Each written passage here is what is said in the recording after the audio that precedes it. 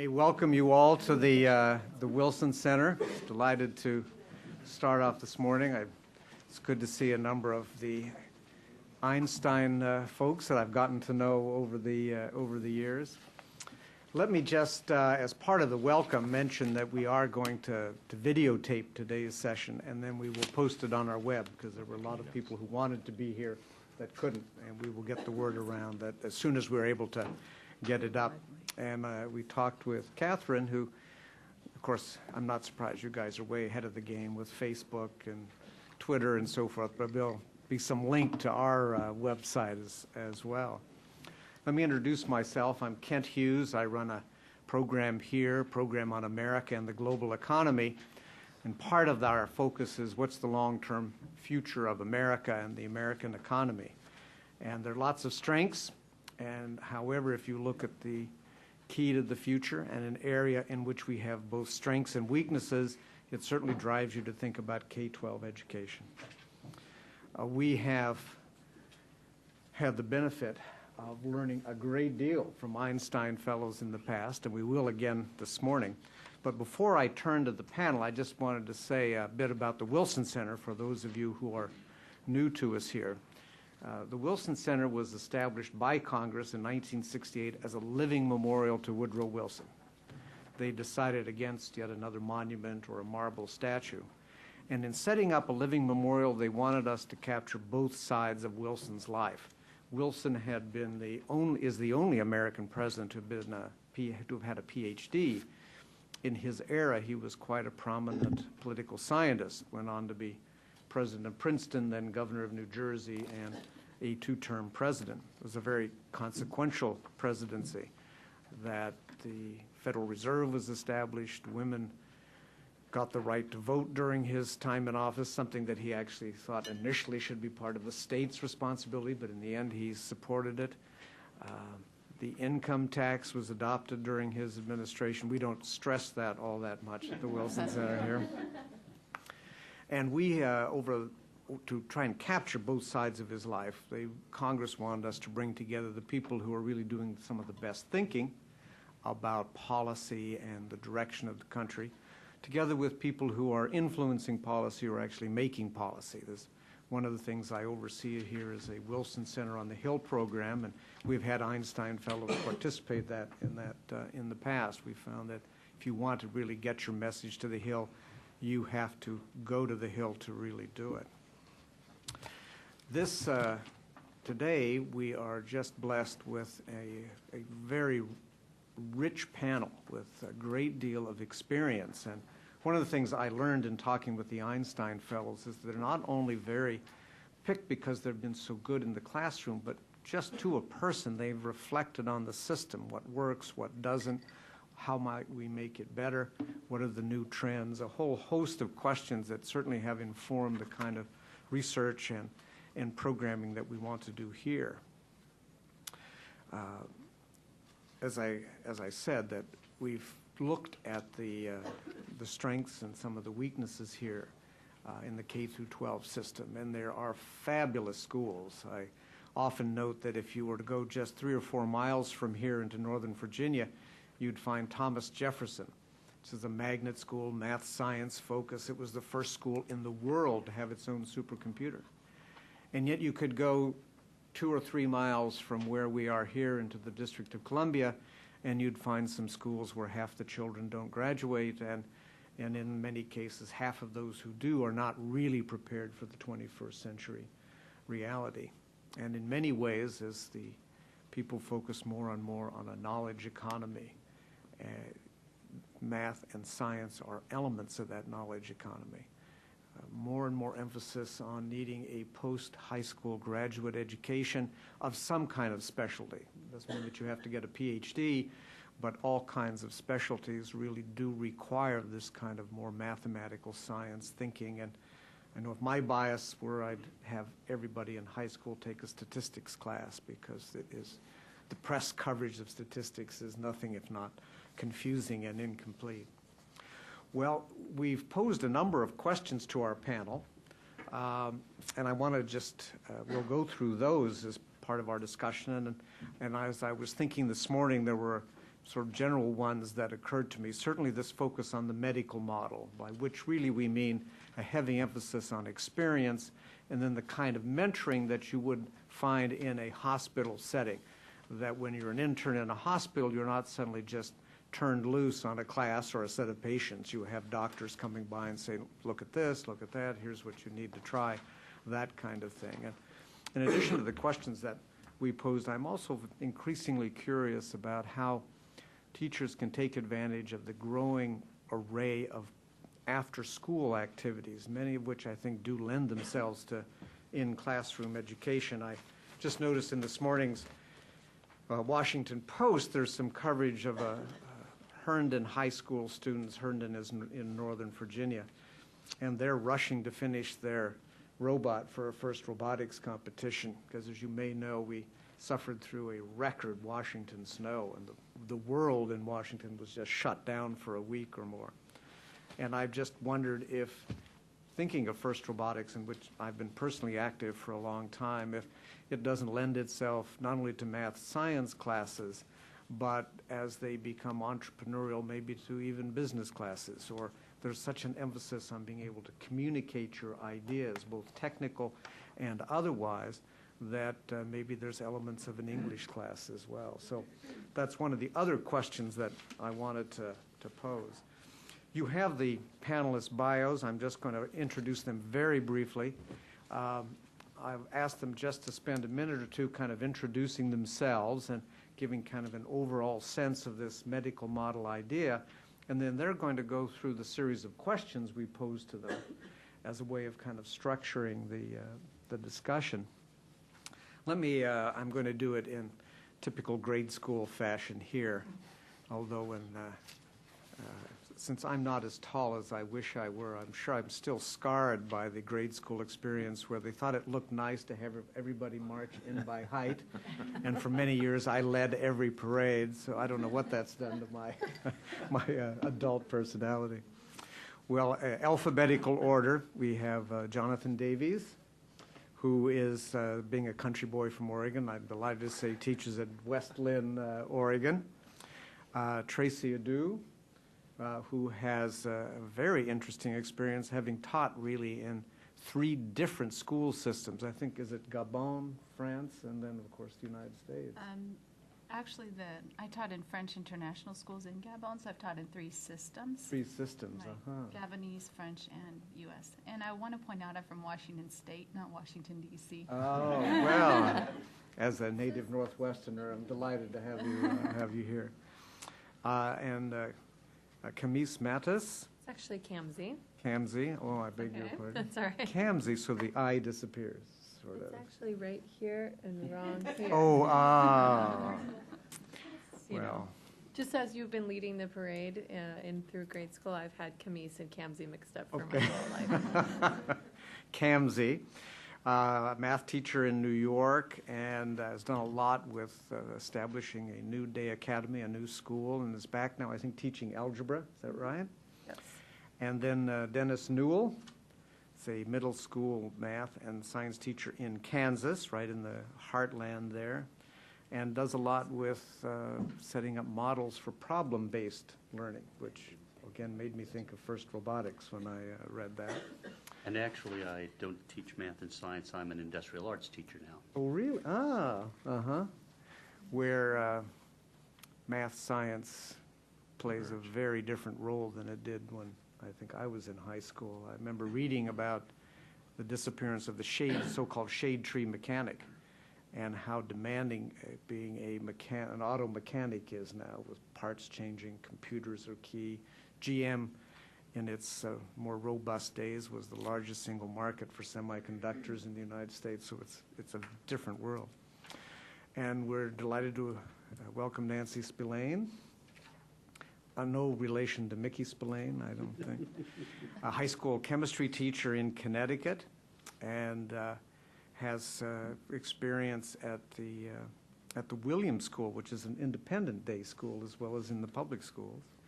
And then Sue Whitsett, who's a high school biology teacher in Wisconsin, and is, among her many attributes, a national board certified teacher, which is, I think, a Governor Hunt initiative. Is that right? Anyway, this is a really marvelous panel. And why don't we start alphabetically? And just a brief introduction, maybe a thought or two about today's theme, and then we'll move to the specific questions as a way of organizing our discussion. Good morning, everybody. My name is Jonathan Davies, and I want to thank Ken for having us over again. It is a pleasure to be here and talking about this, I think, very interesting and potentially productive and useful model. I've taught in a variety of places as well, from tiny, somewhat rural private schools to very large and urban schools, currently somewhere in the middle on my teaching experience outside of Portland, Oregon. And I have had some experience with the medical school model. The school I'm currently at in Oregon has implemented it on a casual basis. I won't say it's the most robust and complete implementation of what the medical school model could be, but we do rounds. It's an informal thing, an opportunity to, hey, administrators are here, we're going to meet down in the media center, which is a focal point at our school, and we're going to be heading out, and we'll see who you guys want to see.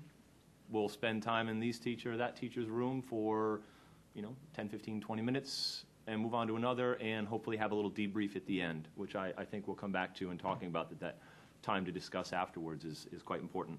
I think the medical school model does a lot in its potential for allowing teachers to remove themselves from that isolated feeling that a lot of us end up with, where we shut the door and we do our job in our classroom because we know what's going on there, and that's a place where we can kind of maintain some control.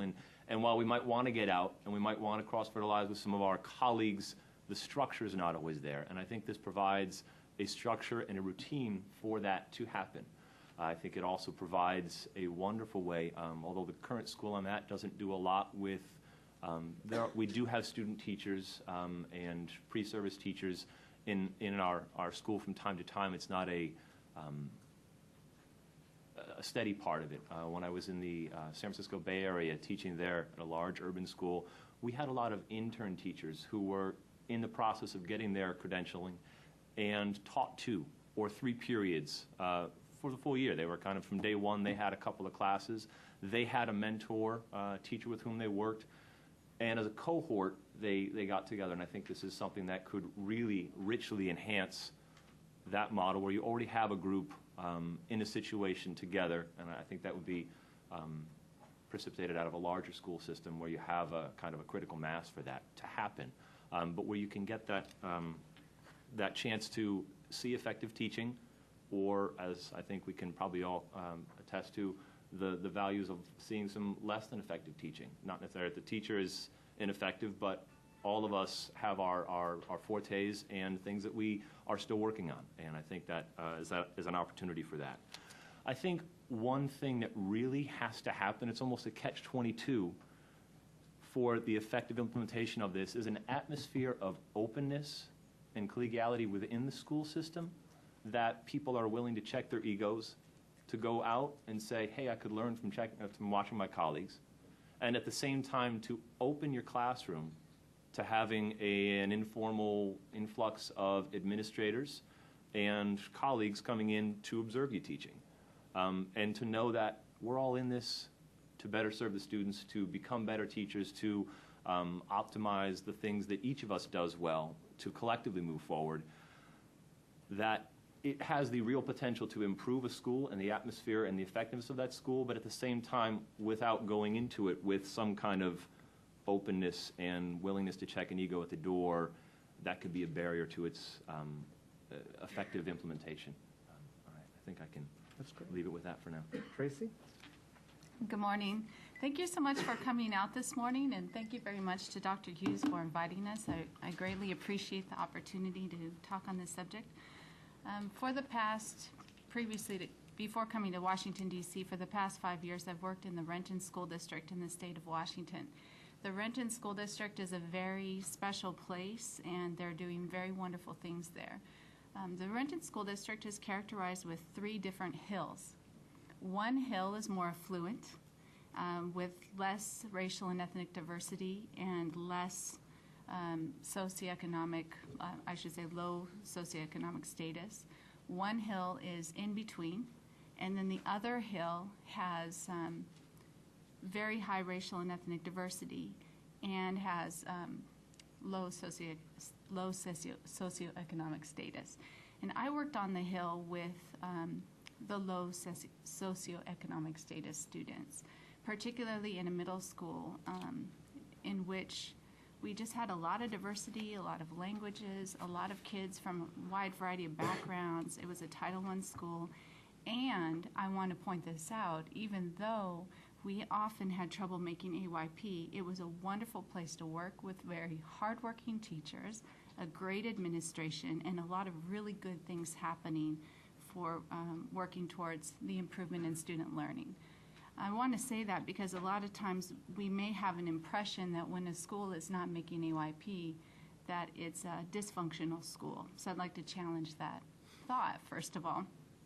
And part of why I say that all of these wonderful things were happening in this school was because we started in our district creating a focus on instruction. And I think that when we use the word rounds or the medical school model, it's a terminology that we're not really familiar with in education. And so if we just speak to teachers across the nation and say, are you familiar with the medical model? They might say, what are you talking about? But if you say, are you focusing your professional development on instruction, on what's actually happening in the classroom, then there will be an answer, a yes, no, or a sometimes. So I think it's important that we be clear about the language. So I've had fairly reasonable amounts of experience with this model phrased in other terms. So I categorize it in kind of 5 different, like a process of 5 steps. The first step is thinking about what does good instruction look like? We can't really do the medical school model, or we can't work on professional development with a focus on instruction unless we know what good instruction means. And this requires training for stakeholders at all levels so that there's a common understanding. Secondly, we need to, as Jonathan was saying, we need to have confidentiality, and we need to separate the person from the practice so that when we're going in and doing classroom observations and we're thinking about instruction, we're not attacking, oh, so-and-so's a bad teacher, or even so-and-so's a bad student, that we're actually thinking about what's happening in the classroom and linking what's happening in the classroom to research. Third, when we do what here we're saying are rounds, but may have other terminology in other settings, we need to collect data. So if we have systemic data collection, then we can have better conversations later about, again, what is actually happening in classrooms that links to research. Fourth, we need to have reflective practice. Most of the wonderful changes that occur based on this model occur in the conversations after doing the classroom observations and after thinking about what does good instruction look like and maybe what does good instruction not look like. By having reflective practice and having the conversations across stakeholders, then people get a better understanding of not only what do we want to see in one classroom, but what do we want to see across the system. Finally, we need to base systemic response on the data and on the reflective practice. And hopefully I'll get a chance to talk about that a little bit more in relation to national initiatives, to national agencies, and policy. But I think that those 5 things are very, very important. And I think I'll stop there. Kamsi? Hi, I'm Kamsi Mattis, and for the last 10 years, I have taught 100% of my time in inner city urban schools in Oakland, California, and in New York City. And in the 3 different schools that I've worked in, they have ranged from a school that is now being closed. New Day Academy has now been set to close due to a lot of failing indicators.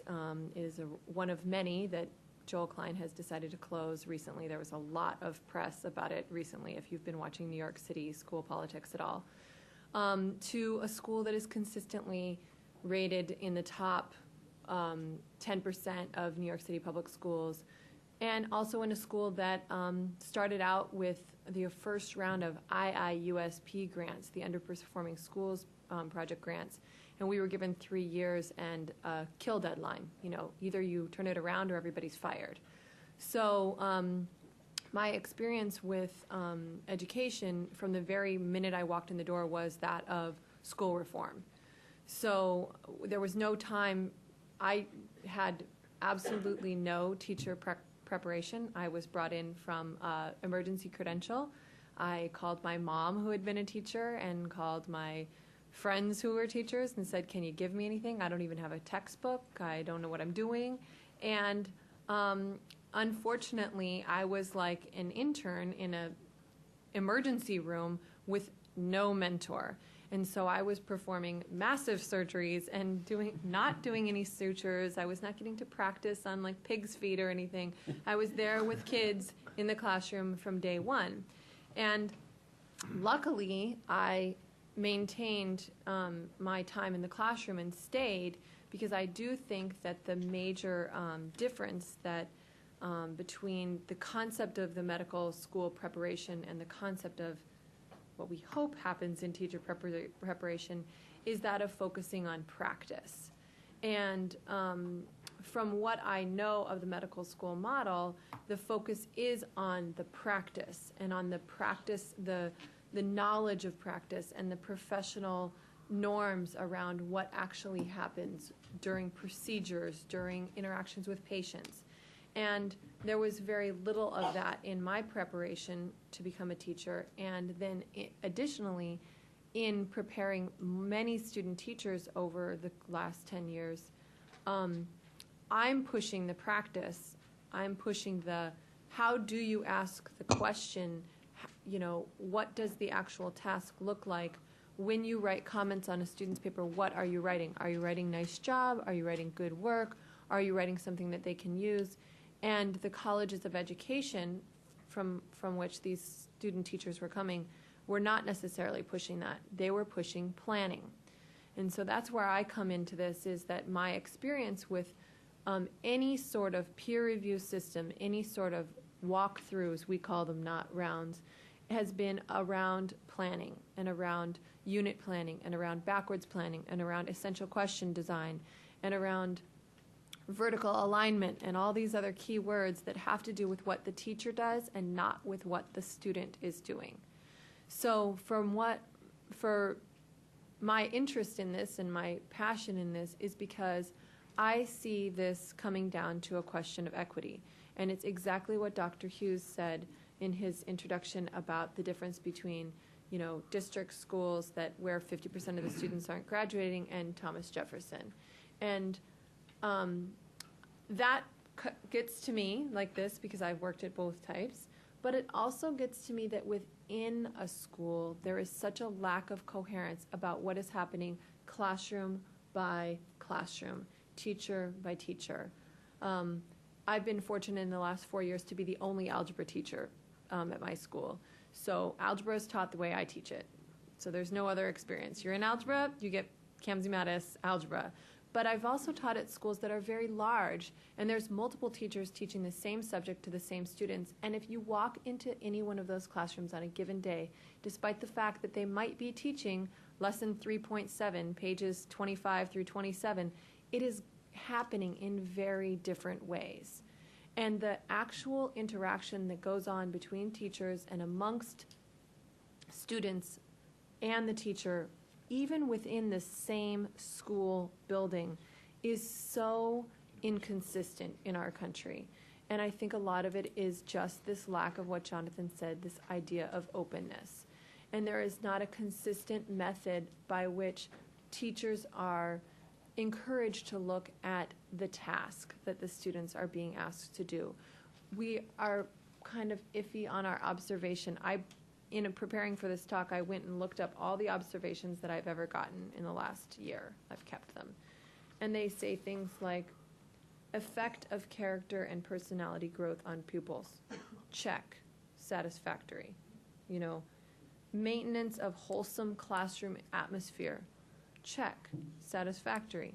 And I don't think that at any time was I being asked, wow, you have a piece of paper in front of the students. It is divided into 4 sections. There's things written in all the 4 sections. What are they doing? What are the students actually doing? What are you saying to them? What are they saying to each other? And therefore, you know, what is actually going on?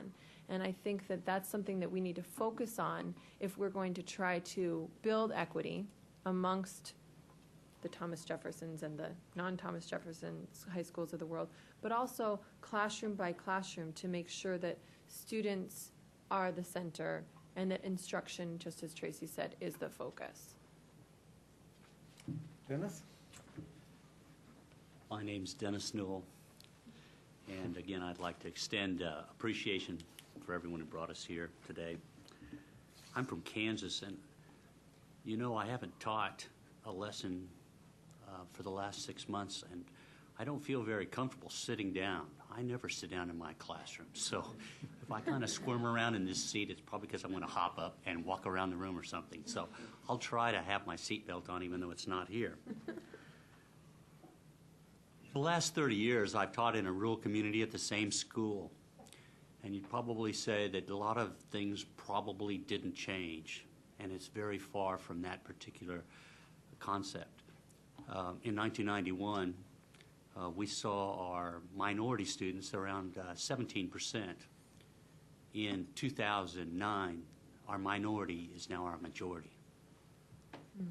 Now, within our small community, there has been a lot of opportunities for me as a teacher to experience this medical model. And I guess I'm the meat and potato person because I've got quite a few examples. And I'll try to go through them very quickly. And again, if you have any questions about any of them, I'll go through them at length. The first one I want to talk about is I'm nationally board certified. That's NBCT.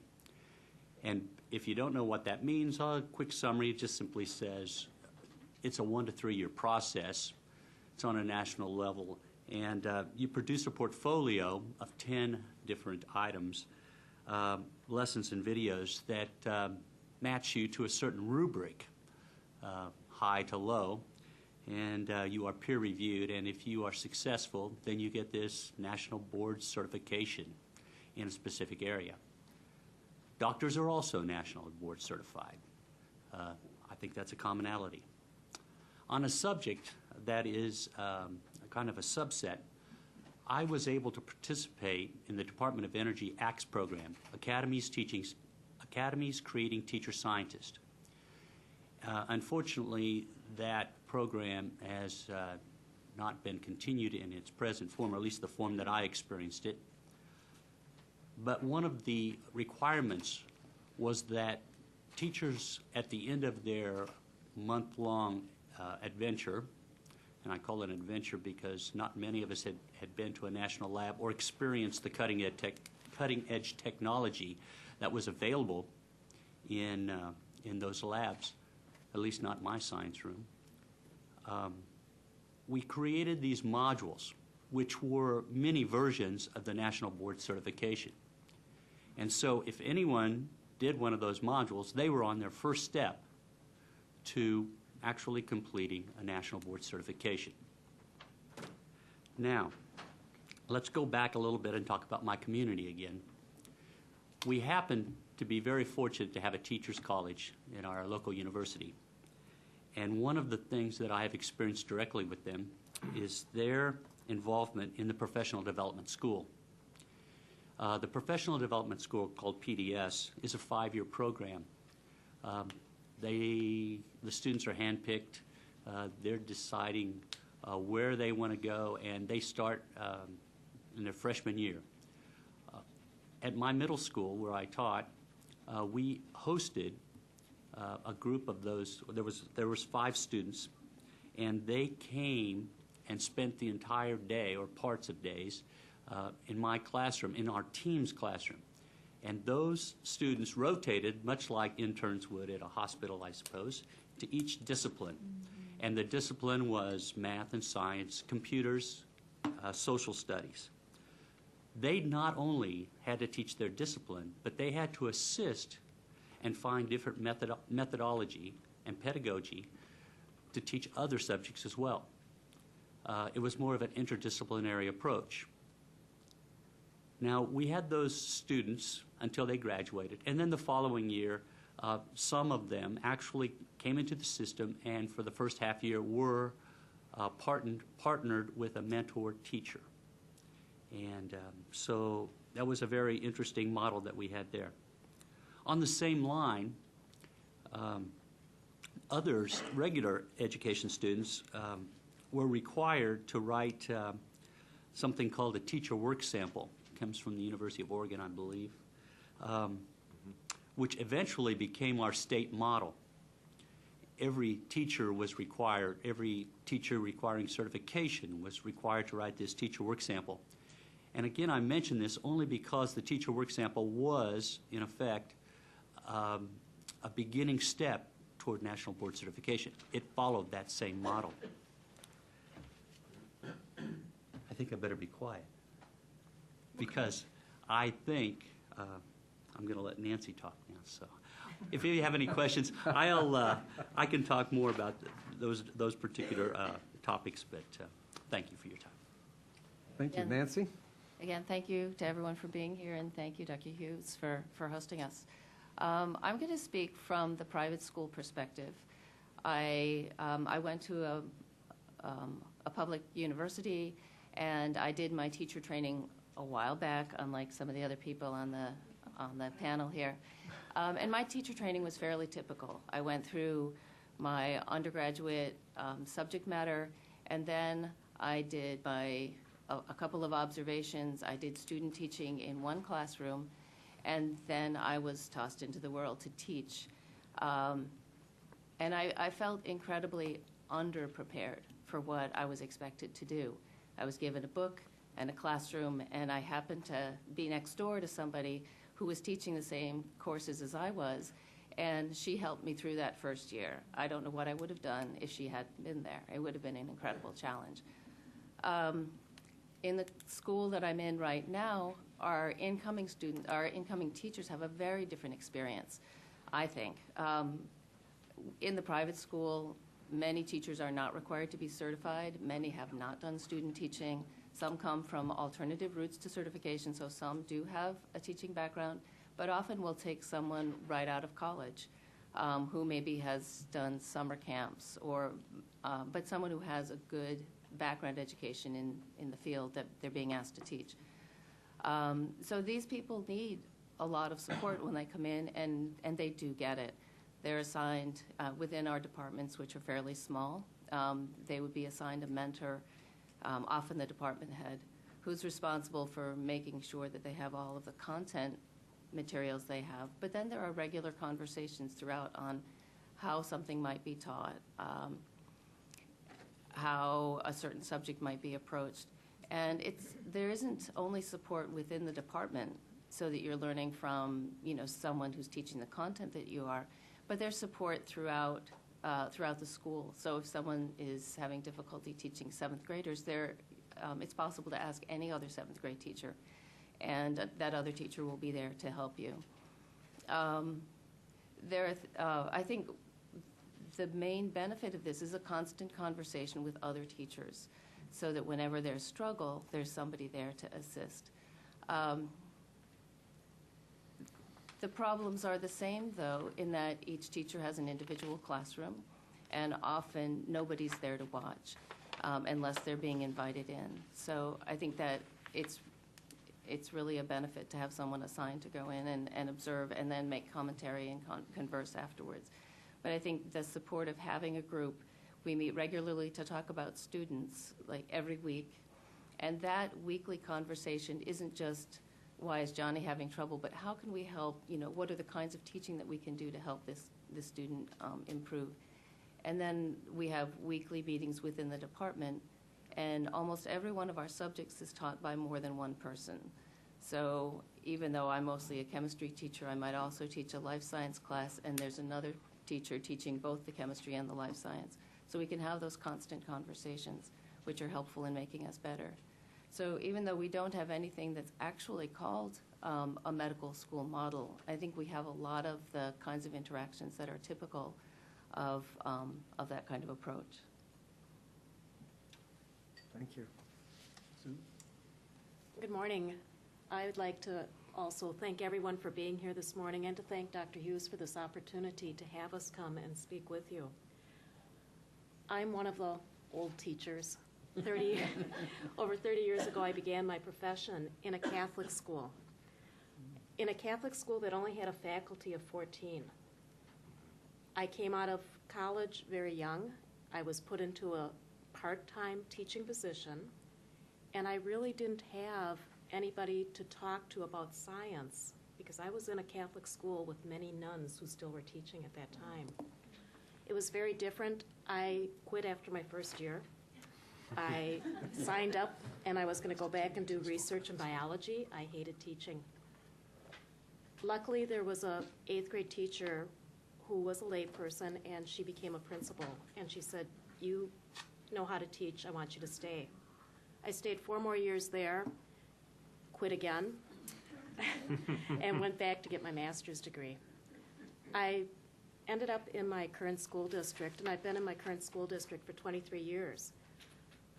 Keeping in mind I went from a faculty of 14, my school district when I left last year was 150 faculty members. We're the largest high school in the state of Wisconsin. I had a wide range of experiences working in different professional communities throughout my teaching career. Some of the things that I'd like to address today. When I went into the large high school, we did not have at that time any type of professional model. It was, well, maybe somebody would take you under their wing and help you become a better teacher. And I was lucky that I did have a fellow colleague who did that for me. He became my role model. And I was able to watch his practice of teaching, the way that he did inquiry in the classroom, which was not common 23 years ago. That's how I learned to become a teacher, is having somebody there to watch. This has evolved a lot over the years. Our school district now has professional learning communities. Professional learning communities are fantastic. You have a common goal that you work on together to solve problems. But versus the medical school model, we don't get into other classrooms to see how the teachers practice in those classrooms. We can talk to one another about what happened when we try or implement our new strategies, but no one goes into the classroom and actually watches. We began a mentor-mentee program in our district, and it's a requirement in the state of Wisconsin as part of Nickleby that we do have a highly qualified teacher in every classroom. As part of that, you do have to be assigned a mentor your first year of teaching. Our district implemented a mentor-mentee program that has been, I consider, very successful. But again, it's lacking that one part. The mentor doesn't get in to watch the mentee in the classroom. The mentee's still in a shut-door classroom. Once a month we get together, we have a formal discussion of topics that we talk about with the mentees. My mentees have always been right next door to me, so I can sneak in and not observe legally, I guess you can say, but I would get in and just watch what they were doing and help them with the questions they had. A couple of us have talked about we are nationally board certified. And as a national board certified teacher, the one big part of that for me, and Tracy mentioned it, you do need to have reflective practice. Becoming a nationally board certified teacher, you had to reflect on not what you taught, but how you taught. And that, having the videotapes and watching yourself teach was a very important part of becoming a better teacher. In the state of Wisconsin, we expanded that a little bit, and there are groups of nationally board certified teachers who get together to prepare for their certification process, where we would watch each other's videos. Now, this is probably as close to a medical model as we can get without going into the classroom, because we talk to one another about what we saw in the videos, How could we improve? What did they notice that maybe we didn't pick up ourselves?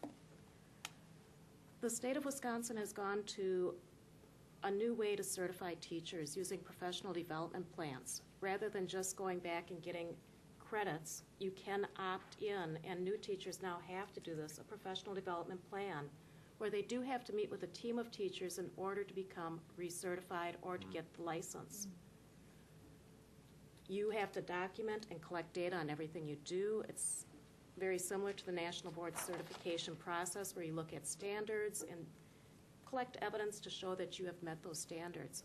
But you still have to have a team of administrators and teachers that work with you on that professional development plan. I've been a cooperating teacher of student teachers for many years. Again, a big difference between the medical school model and what I do, I see my student teach for 9 weeks. In 9 weeks, it's not a lot of time to really get to know that teacher. When they come in, they have to be there for 9 weeks of solid teaching. Okay, the first week or two, they're going to observe your classes just so they get a feel. And you want to get them out to watch other teachers, but it's very difficult in only 9 weeks. And that's something I think in the future we really have to look at that. Again, I'd like to say thank you, and I'll be open for any questions later on this morning. Well, for myself, sitting here, have 2 pages of notes and have already learned some new ideas and was interested to see how much of aspects, I would say, of sort of my shorthand looking for an understanding. I referred to the medical model, how bits and pieces, in some ways more than bits and pieces, are really woven and increasingly woven into current practice. Well, why don't we move to the set of questions, and to some extent we really covered the first question, which is how do we really the experience that you all have had individually and collectively with the medical model. How do you feel in terms of the benefits? Most of your comments seem quite positive, this emphasis on practice and reflecting and how it probably enriches your understanding of research and may well drive research. Is that a fair thing to say? I mean, just jump in as you like to, if you think is this basically the way we need to go in terms of emphasizing more of these elements of the medical model? I'd like to start. As I mentioned, when you have student teachers currently and they're only in the classroom for 9 weeks, you're trying to get them prepared to go out that next year to be a teacher full-time. The medical school model has the option of working with young professionals going into their careers, where they're going to have more time to develop the skills necessary to do what they need to do. A student teacher doesn't have a lot of time to develop those skills, the practice that they need. And even a bigger problem that I see is that if that teacher is a teacher of science, think about what science is. Science is not just content, it's doing. But yet during teacher training, science teachers do not get to practice real science. They don't take a research course and they're not put into a research lab. But yet we're expected to go into the classroom and model something that we've never experienced. We want our students to do science, but ourselves, we've never really done true science. There has to be a way that teachers, and I don't know how we can do this when money, teachers are not the best paid professionals in the United States, becomes a factor. You're already going to school for 4 years to learn the content, and then you're out there teaching. You don't have the time, and that's something that I think needs to be addressed, is that you need more time to prepare your content, to prepare for your practice, and depending which field you're in, to get that extra practice if necessary. I'd like to piggyback on that. I want to just take a moment to just say this is really a cool experience. I mean, to be sitting here, and I'm just so overwhelmed by how appreciative I am that somebody would ask us, what do we think? And so it's such a testament to you, Dr. Hughes, that you've got these teachers up here, and I'm learning something. I've jotted down all these notes, things I didn't even know about you all, and we've been in this fellowship for 6 months together. And it's funny that that's what Sue started off by saying is this thing of time, because I keep writing that down, and I don't know how many people have read Malcolm Gladwell's book, The Outliers, but I'm in the middle of it right now, and I'm just finished the section on the 10,000 hour theory. So if you've read it, you know what I'm talking about, and if you haven't, it's this idea that real super talent needs time to be developed. So they take a look at, Bill Gates or the Beatles or, virtuosos, in music or sports, and they talk about this idea of practicing that craft for his idea is 10,000 hours, which I started doing the math on teaching and how much of your time in the day is actually spent in instruction that's not just direct instruction. It's in that facilitative, the doing part of it. And how much time are you actually spent questioning your students, and how much time are you actually spent, not just grading the papers and the meeting with the parents and the filling out the forms for the principals or whatever, but the actual teaching part of it. And it's not a huge percentage of your day in most situations because you've got so much other stuff you got to fill up your time with. So how many years as a teacher would it take to develop 10,000 hours? I estimated at about 6. I don't know, maybe my math is off, but I did the math, and I think in a typical school year, it would take about 6 years to get to that 10,000 hour mark. And God knows we are not giving our in-service teachers, the pre-service teachers, the people who say, I want to become a teacher, we're not giving them 6 years to practice. We're giving them at most 9 weeks, maybe a semester. Maybe you get 18 weeks in the classroom practicing, but how much, I don't know for the other teachers in the classroom, but how much do we actually have our student teachers actually do as opposed to actually observe? How many times are they grading papers, and how many times are they actually working with students? So that's a fault to our system and preparation. But then how do we keep teachers so that they have the time to practice for those 6 years? I don't know what the current statistics are, but when I was looking at this when I was in my master's program, it was like, 75% of the workforce lasts 1 to 4 years in teaching. And so they're never going to get to that 10,000 hour mark. And I really do feel like for those of us who've taught for a while, you hit your stride in terms of that actual instruction. It takes a while. And, if you go back to the medical school model, I don't really want somebody cutting me open who's, maybe it's, they've only been doing it for 9 weeks. Half the time they were sitting in the back cleaning instruments or something, So I think that time is a big problem, and I think that it's part of this commitment. There's a commitment upon the medical school field to allow that craft to develop. And I think that's something as we work with schools of education and ourselves in the practice, in the field, working with student teachers, we need to really think about how much time are we willing to devote to let educators develop their craft.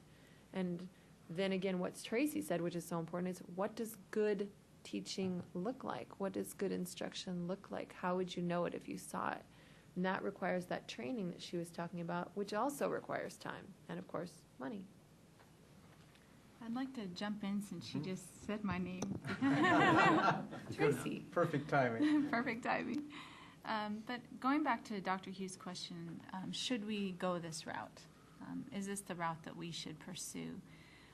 I would like to give my support to it, with the understanding that we're talking about something that is appropriately implemented and well thought out. And if anybody hasn't gotten this book, Instructional Rounds in Education, I highly recommend it, because one of the problems that we have in educational initiatives, and I'm sure in many initiatives, is that we hear a phrase like medical school model, and then each of us have our own interpretation about what that means. And perhaps it isn't actually the definition or the full understanding of the concept as it was originally intended. With what I really like about the instructional rounds, bless you. What I really like about it is that it does address the need for teachers to be able to have the opportunity to focus on instruction, like Kamsi was just saying. But it isn't only the teachers. It addresses the system. So we develop a common understanding about what good instruction looks like for all of the stakeholders, for the teachers' assistants, who might be called paraeducators, but anyway, who impact student learning enormously across this nation, to the educator, to the assistant principals, to the principals, to the central office staff, to the superintendents, and I would encourage also policymakers, anybody who impacts education in any way should be involved, should learn what does good instruction look like? What does it mean when we say that teachers need to do X, Y, Z, or students need to do A, B, C? Because right now we have a lot of different people saying maybe the same words, but really impacting education in perhaps ways that they don't intend to. So if you go the route of systemic improvement through the medical school model, or what I would call through a focus on instruction, through a focus on what's actually going on in the classroom, what you therefore require is an alignment of professional development and systemic decision-making to what's actually happening in the classroom. Now, that's a really important statement, because there are a whole lot of people in this nation who are making decisions about education that are not aligned to what's actually going on in the classroom, and they're really, really invested in it. So I think that it's important that if we suggest to go this route, that people understand the implications of what that means. There are a lot of programs, professional development programs across the nation, that focus on a particular organization's priorities about what they think needs to happen in education, what they think teachers need to do, what they think students need to do, that might not be aligned with the goals of the district, or of the goals of the school, or of the goals of the state. So it's just something to be aware of. But in general, I think that if we really do align instruction to research and have systemic change and systemic commitment, then we can have incredible results in student learning if we follow this process. If I can join in the conversation here, I agree with what Tracy said on this. I've been in too many faculty meetings, especially in a large school in the Bay Area of 4,500 students and a couple hundred teachers. Getting people on the same page is sometimes challenging. And I've had any number of more experienced teachers kind of lean over and that kind of out of the corner of their mouth saying, during a professional development, during a staff meeting, during some training, to say, this too shall pass. And I would not like to see that. I would agree with Tracy that I think this has the potential for some real output, some real effective improvements to our profession. I don't want to see it, wow, what a neat idea, what a great name. Doctors are good professionals. We could be professionals if we adopt their name. We do rounds, they do rounds, we're better. And I want to see that data-driven. I want to see, well, what are we trying to get out of it? And one of the things, in looking over this question, that I think is a benefit is a continuum of learning. We've talked a bit about here the potential for improving that new teacher training, that mentoring. And I've been I got experience with student teachers and interns where people are coming in and they hit the ground running from day one, but they're part of a mentorship program.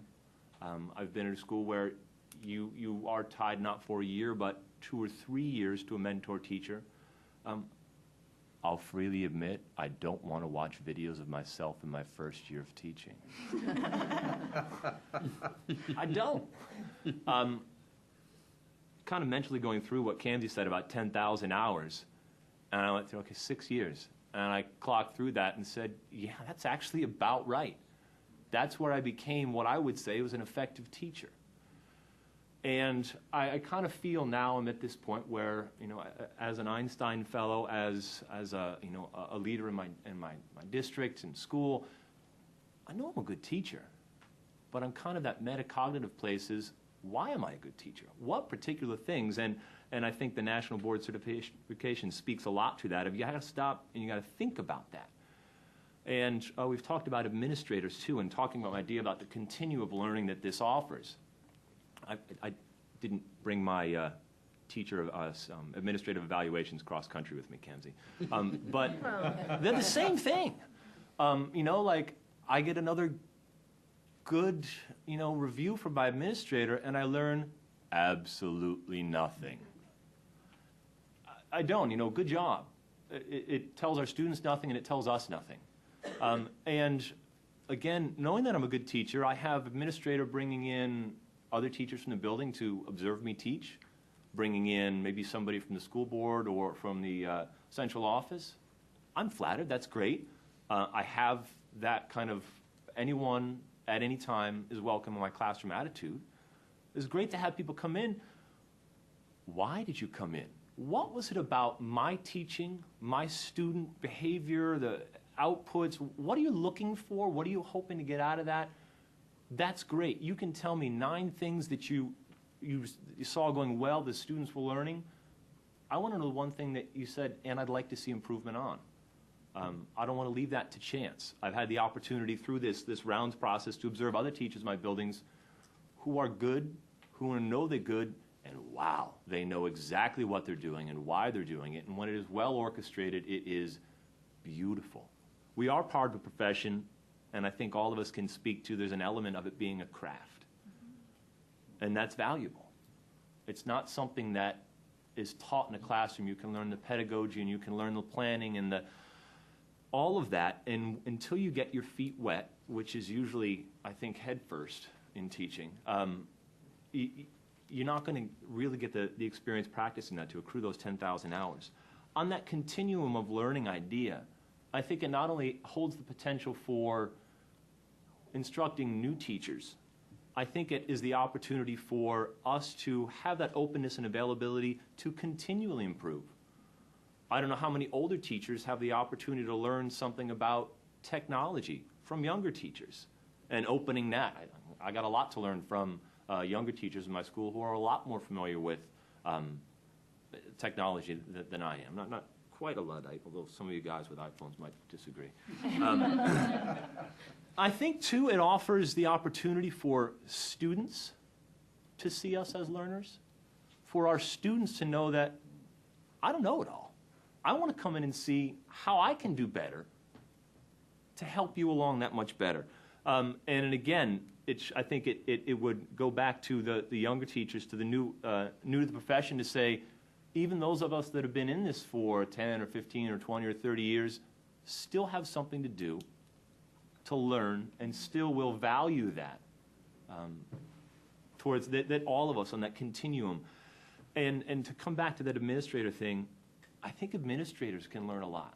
I think administrators who are worth their salt can walk in and will know when they see good teaching, but they know particularly why, and can they elucidate what is it about that teaching that is good?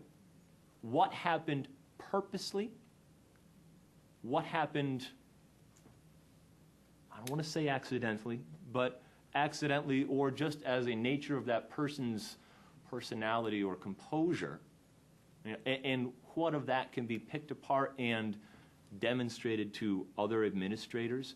And I would like to see, and I think Kamsi might agree with what she shared with us earlier, that administrators might have a lot to learn from this, to be able to provide better feedback to their teachers, and in the development of professional, in creating professional development for a staff, if they can effectively walk around the building, properly analyze what's going on in each class and assess what's going on in there, develop, some good professional growth for their staff.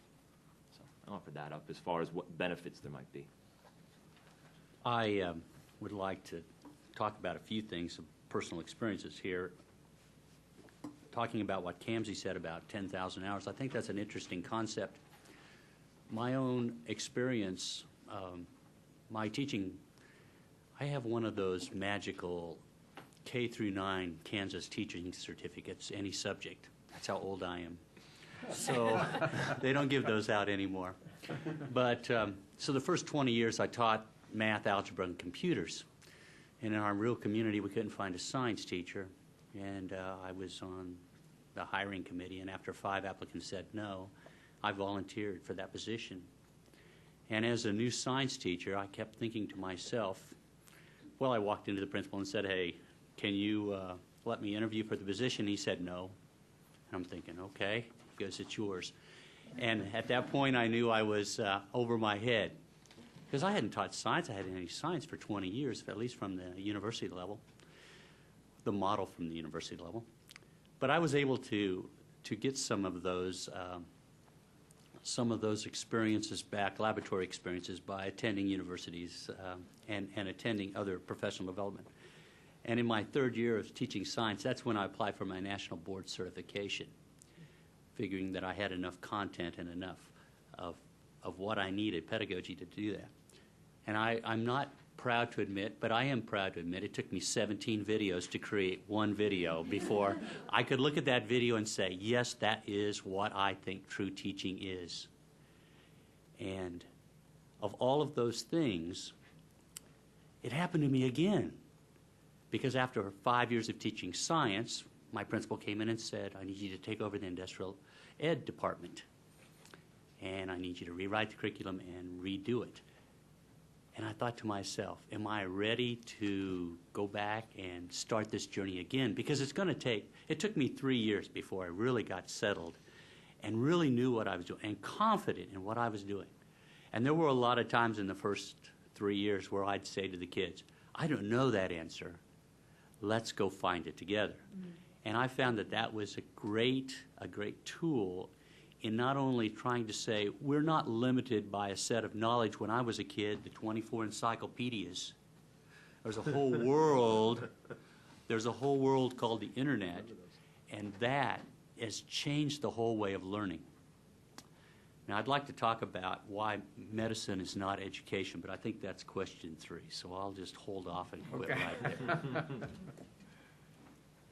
Nancy, do you have? I guess just a couple of very small points is that, we talk about what good teaching looks like, but I think we can all acknowledge that we've had a variety of teachers, all of whom were good, all of whom were different.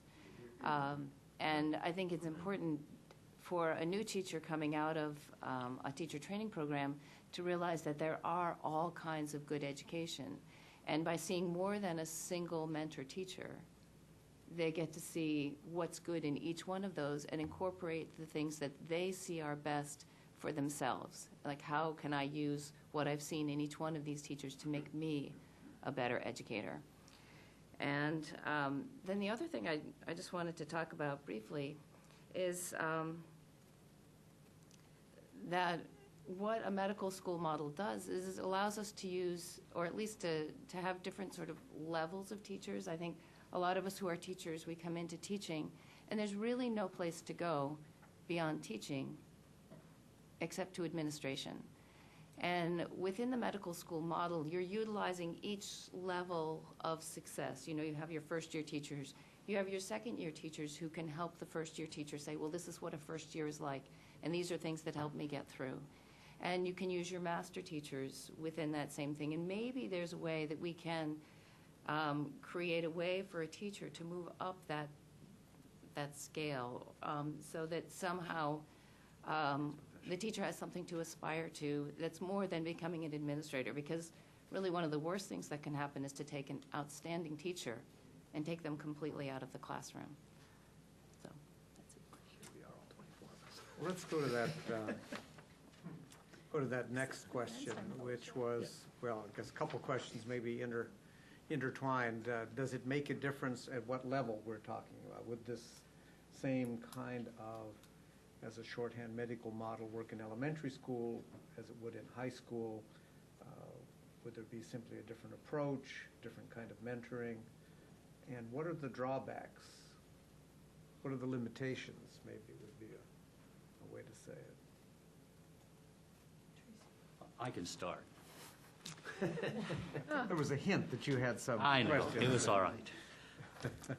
The first thing I think we need, and Nancy just started talking about it there's a different cultural approach when you talk about being a doctor and being a teacher.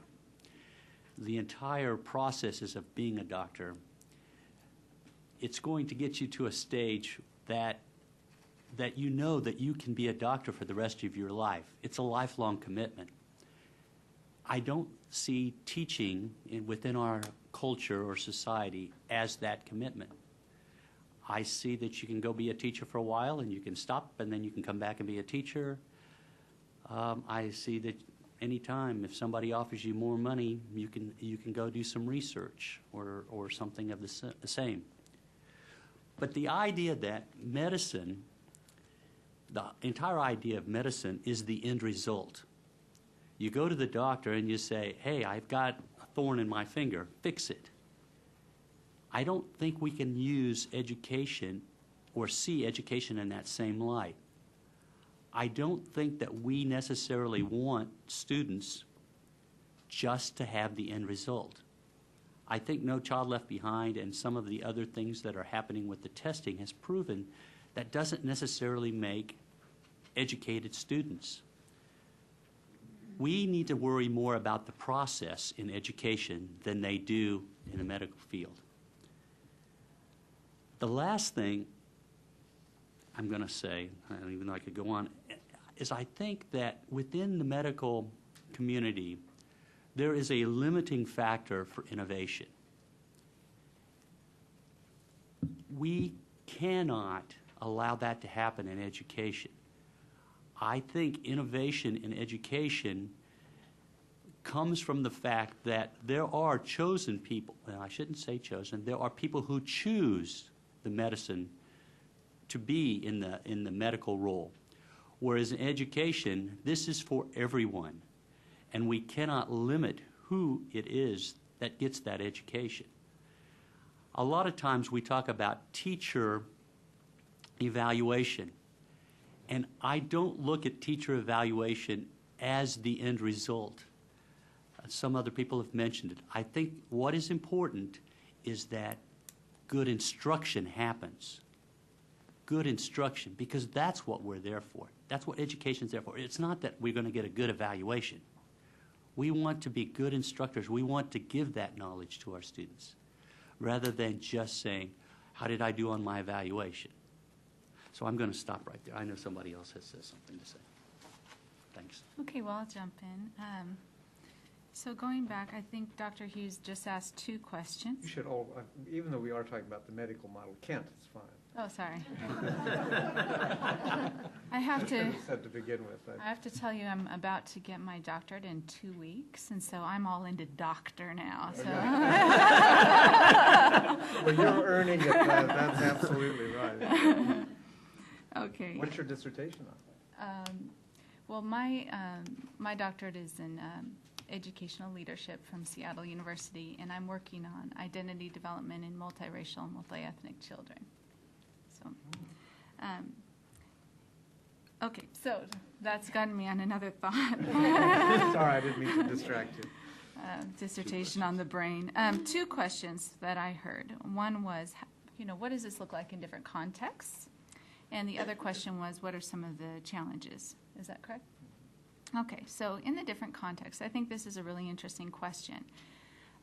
So one of the powers of this model, of a focus on instruction and on the rounds model of classroom observations and reflective practice, is actually the cross-fertilization from secondary, what I would say high school, middle school, elementary school, teachers from different contexts and administrators from different contexts, both from the building administration and district level administration, going to see what's happening at different grade levels.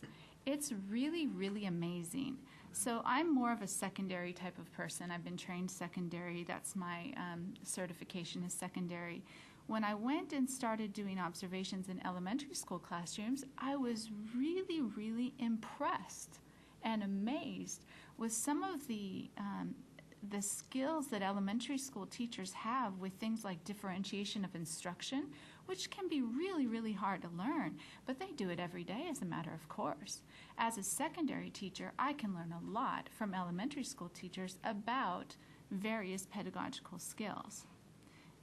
Vice versa, when an elementary school teacher goes into a secondary classroom, a lot of times they can learn a lot about maybe more of the content focus or the content knowledge, or maybe some of the more, I don't know how to explain this very well, but some of the more content-focused skills that secondary teachers have as specialists, since elementary teachers tend to be generalists and secondary teachers tend to be specialists. So actually, I don't think that you need a different model for different grade levels. I think that you use the same model, but then you have people from different grade levels going and observing each other. I think it's extremely powerful and kind of starts to challenge some of the preconceptions we might have of elementary teachers are like this and middle school teachers are like that and high school teachers are like this, which can be detrimental to systemic change and systemic respect. So that's one thing. Secondly, I would like to put kind of a recommendation that higher ed needs to be involved in this kind of thing too. Because there's nothing worse as a K-12 teacher to hear from our higher ed colleagues about all of the things that we should be doing and all of the things that we're not doing when they haven't actually taught in K-12 themselves. Or if they have, maybe it's been a really long time. Also, I have to tell you, so many times when I go into a higher ed classroom, as obviously I've done very recently, I will get a lecture about how to do inquiry-based instruction, right? How often have we had lectures about cooperative learning or lectures about differentiation of instruction? There's a very strong lecture model in higher ed that is exactly the opposite of what they are telling us to do in K-12. So that's not good. And I have to, just speaking as an Einstein Fellow, I have to tell you that when you create panels and people who you want to recommend policy changes, I've been very disappointed that almost all the times when I hear people from various organizations say, well, we have this group of people who are giving recommendations, or we have this group of people, I hardly ever see any representation from K-12. It's almost all higher ed. Even if you have colleges of education, that's great. And it's better than maybe, not at all having education represented. But get K-12 involved if you're going to make policy decisions about K-12, please. That's just a request. It's very nice, as Kamsi was saying, to have Dr. Hughes. Sorry, I have to say it. Actually ask I for sweated for it too. Yeah. Actually ask for our advice, because we do come, the Einstein Fellows, we come to DC to kind of give a teacher perspective, but you've got teachers all over the place in Washington, D.C., in the surrounding area, across the nation, and a lot of people would be happy to give their viewpoints if asked. So, okay, so there were two questions. So one was, what does it look like in different contexts? And I said, let's cross-pollinate. Okay. Second was, what are the challenges? Here's some nuts and bolts challenges to this model. One are substitute teachers. If you want to get teachers into classrooms observing other teachers, which is really, really powerful, and I speak as a professional development coach when I say this, you need subs. People need to have substitute teachers so that they have release time to go out. It's a very practical issue, but if you're going to be pushing this model, I think you need to find some funding for substitute teachers. That's one. Another challenge is you need to have a supportive administration. When you go into these classrooms, as Dennis was saying, it needs to be non-evaluative. We are collecting data. We are not deciding whether or not you're going to be fired. If it is evaluative, people will not allow others into their classrooms. So supportive administration is essential. Third point are judgmental attitudes. All of us may think that, because of our preferences about style, like Nancy was referring to, I might like Jonathan's style and I might not like someone else's style. But having this kind of prejudices, I should say, about or biases about teaching styles that we like or dislike, that can be negative when you go into a classroom and then you're just like, I don't like that, I don't like that, I don't like that. It isn't about that. It's about learning. And most of all, it's about our own practice. What do we see in that classroom that makes us reflect upon our own teaching, our own instruction, our own interactions with other people? So we need to get rid of the judgmental attitudes, which aligns with my next point of confusing people in practice. We're not going in to see this teacher. We're going in to learn about instruction. So we need to really focus on practice and not people. Last thing I will say for a challenge is a commitment to sustain the efforts. Because in education, it seems like things, just like Jonathan said, they come and they go and they go in, they go out. There's no long-term commitment. And commitment is more than time, although time is part of it. But commitment is also saying we're going to focus our efforts here. We're not going to do this and this and this and this and this, but we're going to be focused. We're going to have a commitment to instruction. If that's what really matters, that's where we commit. And if we think about at a national level where resources are going, where's the funding going? It isn't always going to instruction. So where's the national commitment going to be? And we need to decide, and commit. Right on that, it's funny because I'm sitting here listening to Tracy and I'm listening to Dennis, and I'm thinking, why would we want to do this in the first place?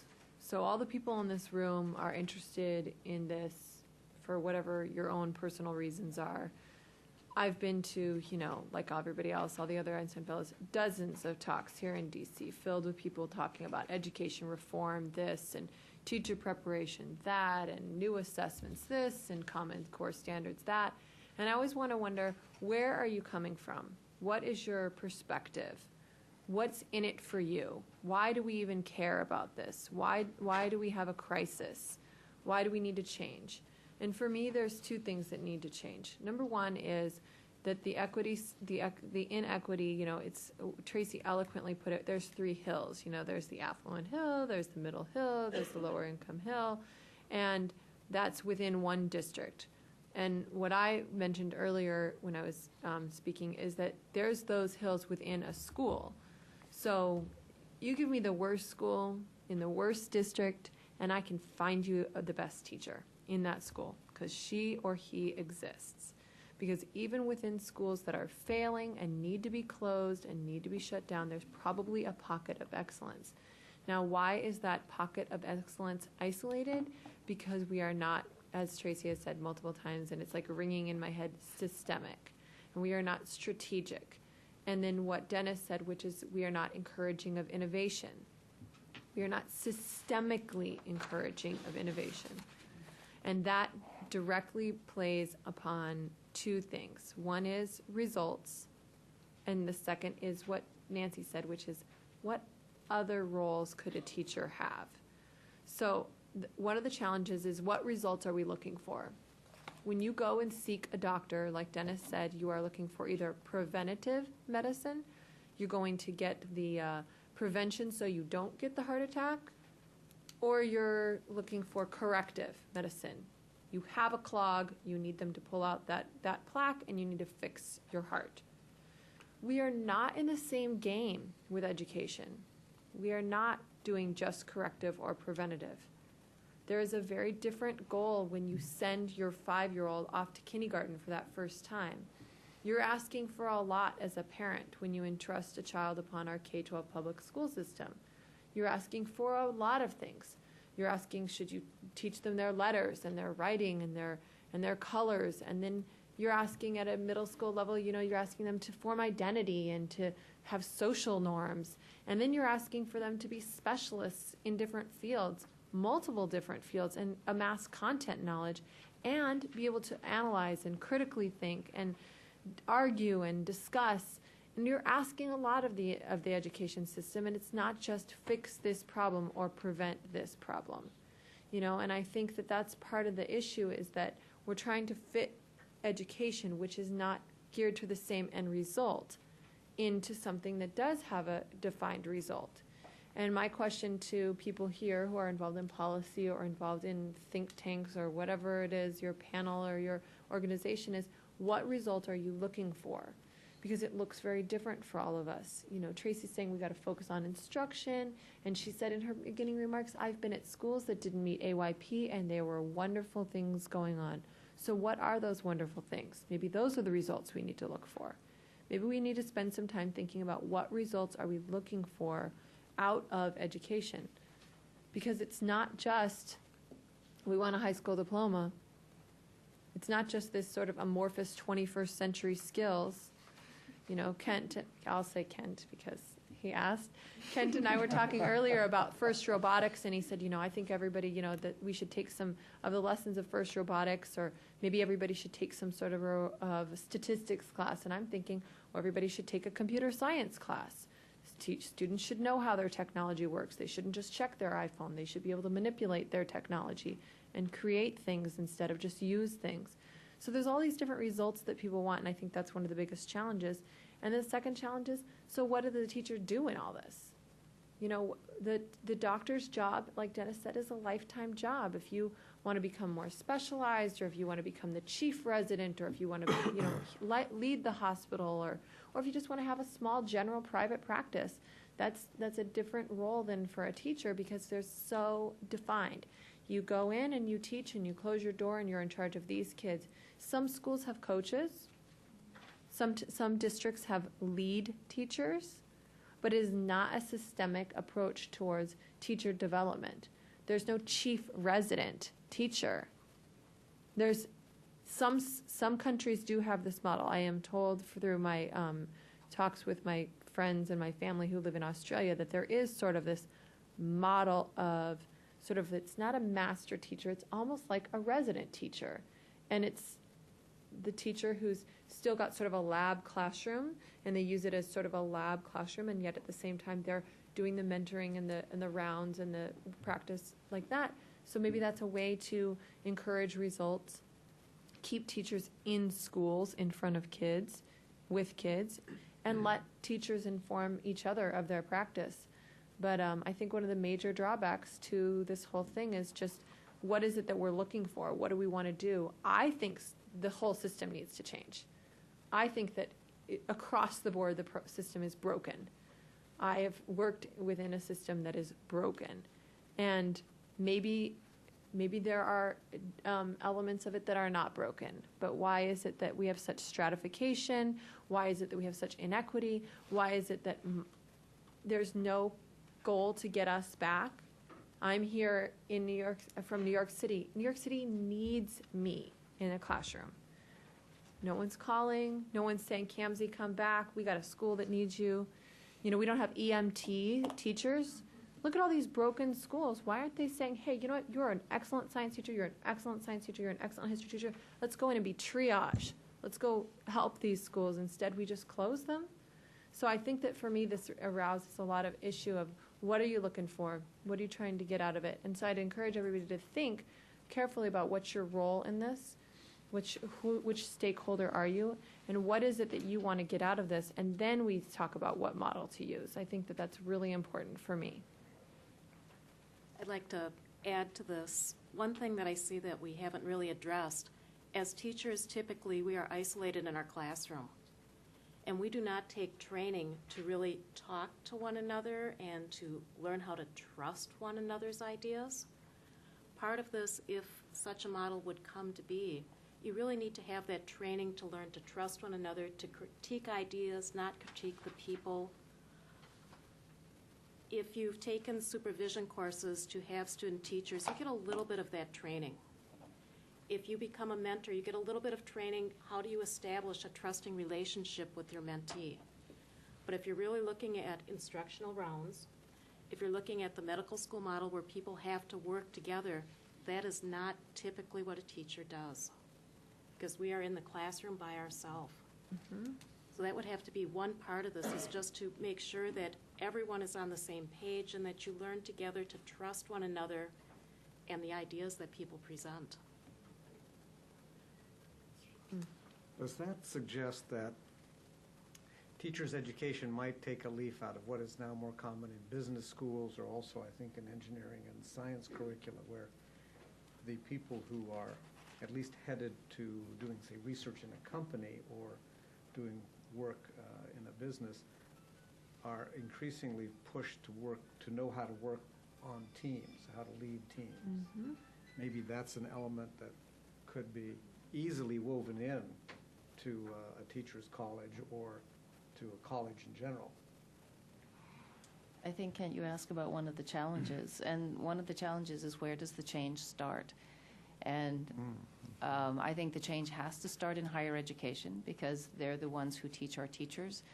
But then we have to figure out how we then incorporate that change back into the school. As Sue mentioned, especially teachers who've been in a school for a very long time, who've been highly successful, some of them live in their classrooms. They don't come out and interact with others.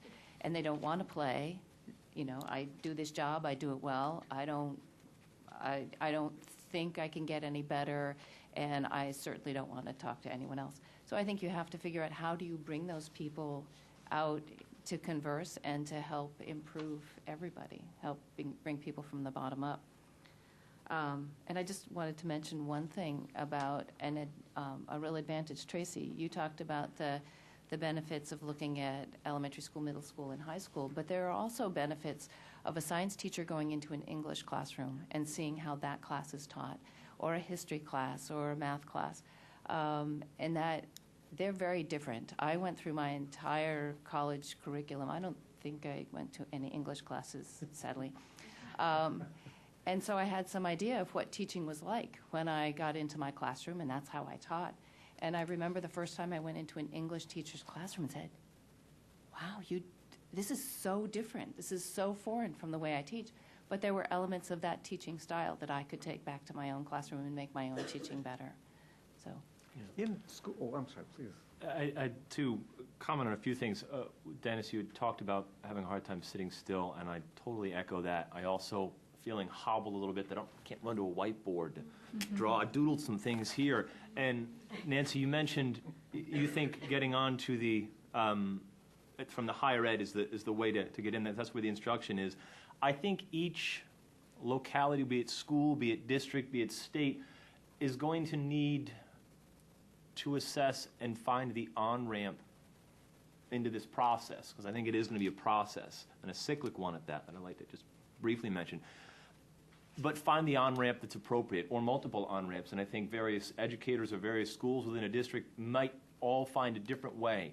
I think we might all agree that the benefits to opening doors, and while you might have a teacher who says, I'm a good teacher, just let me teach, I'm doing my thing, I don't want to learn anything, but I still want to learn and figure out why you are a good teacher and how I could do that. And so starting to try to open doors that, again, I've mentioned this before, there needs to be that openness, that atmosphere to start the ball rolling in a school that will only improve that atmosphere, but you got to find a way in and start somewhere. And I think there's going to be a cyclic thing where administrators are able to go in with the educators, maybe the school board's able to come in and start to figure out, okay, these are the kind of things, this is the one thing we're going to focus on for instruction in our school. Now they can develop some meaningful professional development around that. Implement that. And then come back to it again and say, okay, let's get back in there and continue our rounds, and how effective was it? Who has implemented that well? Who is still needing some extra work on that? And I think it's going to be a cyclic thing between administrators and instructors and the professional development that's going to connect that. And I think it's going to be distinct for each subset as to where they get onto that wheel of creating that. I think one of the drawbacks, I've got in my notes earlier, is going to be, and I think you mentioned it earlier, is that need for data, is that need for evaluation. There's qualitative and there's quantitative, and I think both have their values. I think, again, as you mentioned, the vertical cross-fertilization in looking at our colleagues. And Nancy, you said within a school looking at various departments.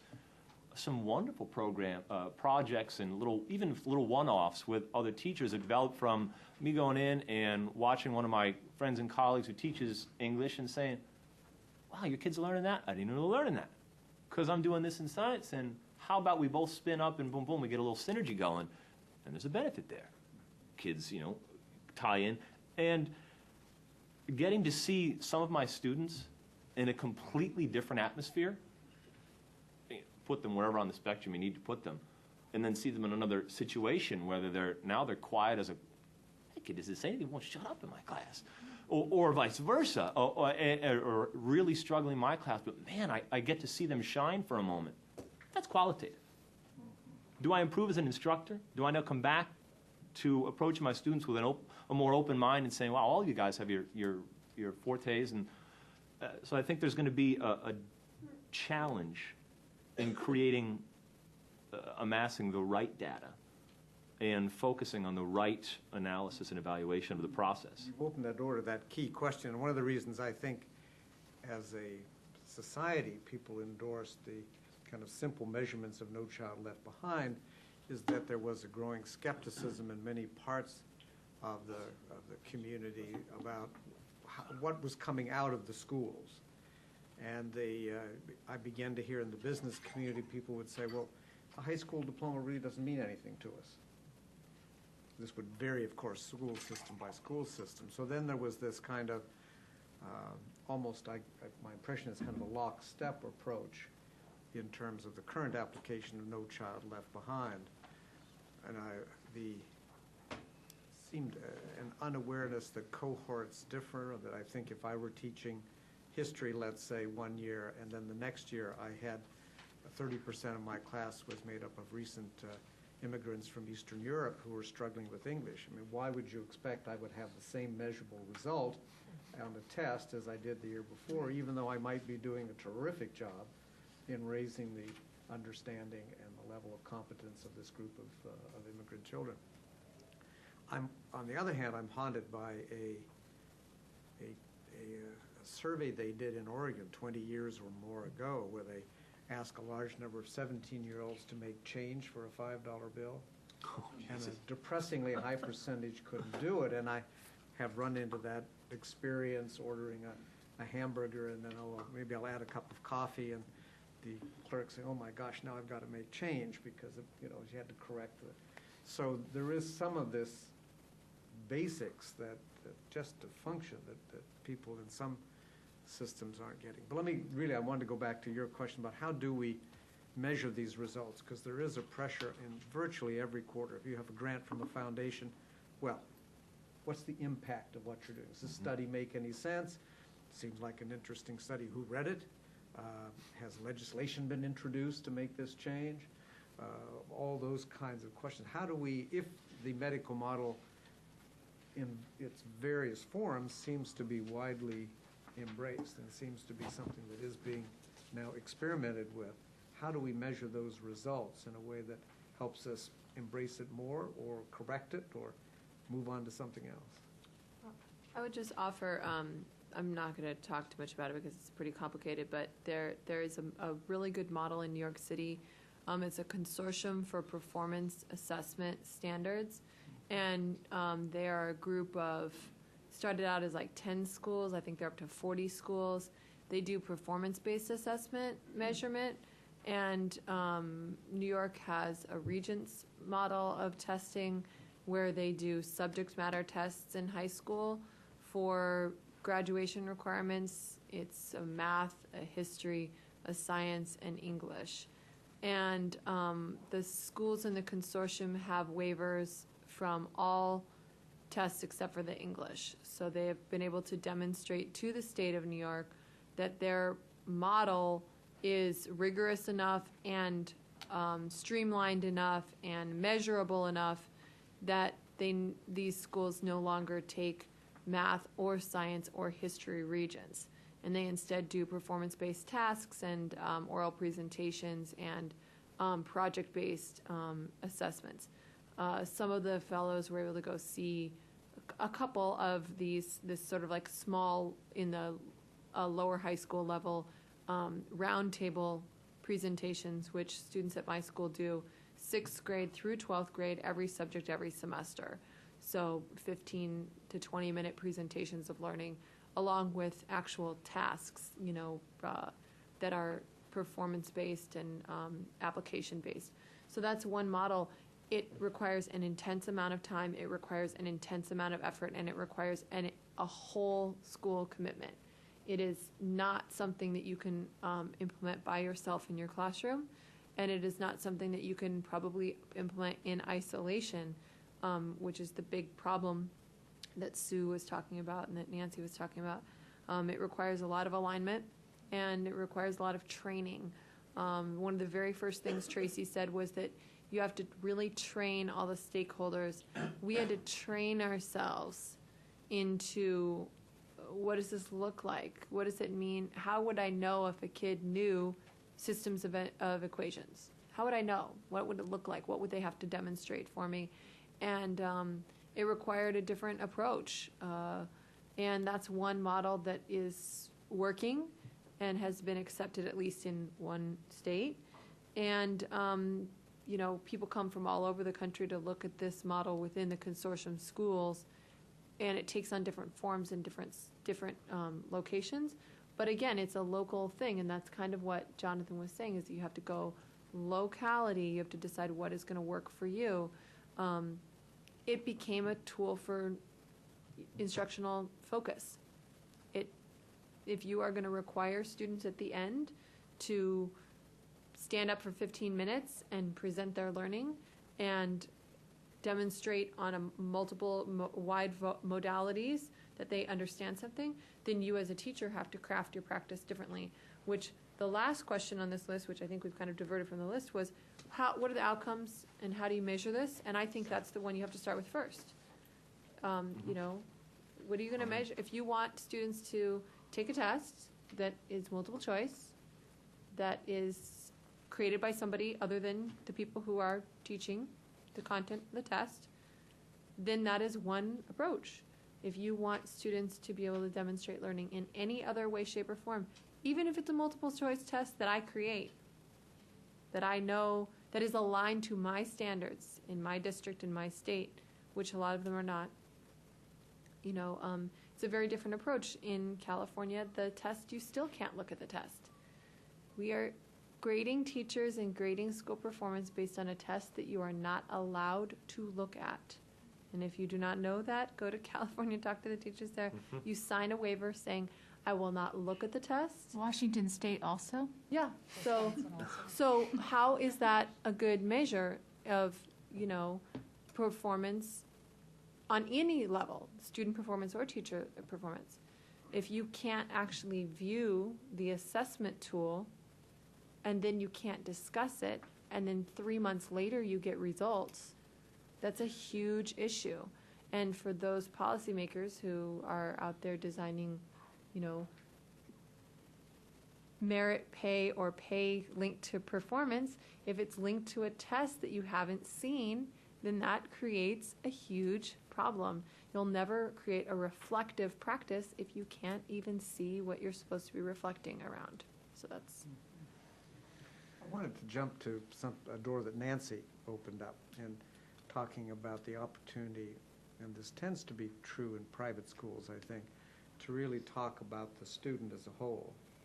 So the English teacher be kind of getting to your point, Jonathan, that the Dick may be really shining in English and struggling in history. And well, why is that? What do you think? And the Japanese model, as I understand it, you'd have the teacher's lounge would be kind of a room like this, where there'd be individual desks, but they'd all be together, where it really facilitates that kind of talking about the student as a whole, or talking among each other. Do you think that physical change just might make a difference? I think it helps a lot, and in fact, our faculty room is like this. Oh. We don't have our own classrooms, and our faculty room is everybody. So I might have a free period with a history or English person, and the conversations do happen that way. So those conversations really do help. Yeah, I'll just answer. No, please, go ahead. I was just going to talk about measurements, Yes. and Kamsi talked specifically about student measurements, but I think one of the biggest groups that the medical school model helps is the teacher. and you can measure it by how many teachers return to teach. We all know that teachers get better every year they teach. So if you can have teachers who are coming back, that's a successful model. I'd also like to talk about the evaluation and measurement, or defined outcomes and measurement. But first, since Dr. Hughes kind of opened the door about NCLB, I just really do a little quick detour. I just want to read a couple of quotes straight from this book, since we're talking about instructional rounds. So one is on page 8, and it says, "You don't improve schools by giving them bad news about their performance. You improve schools by using information about student learning from multiple sources to find the most promising instructional problems to work on, and then systemically developing with teachers and administrators the knowledge and skill necessary to solve those problems.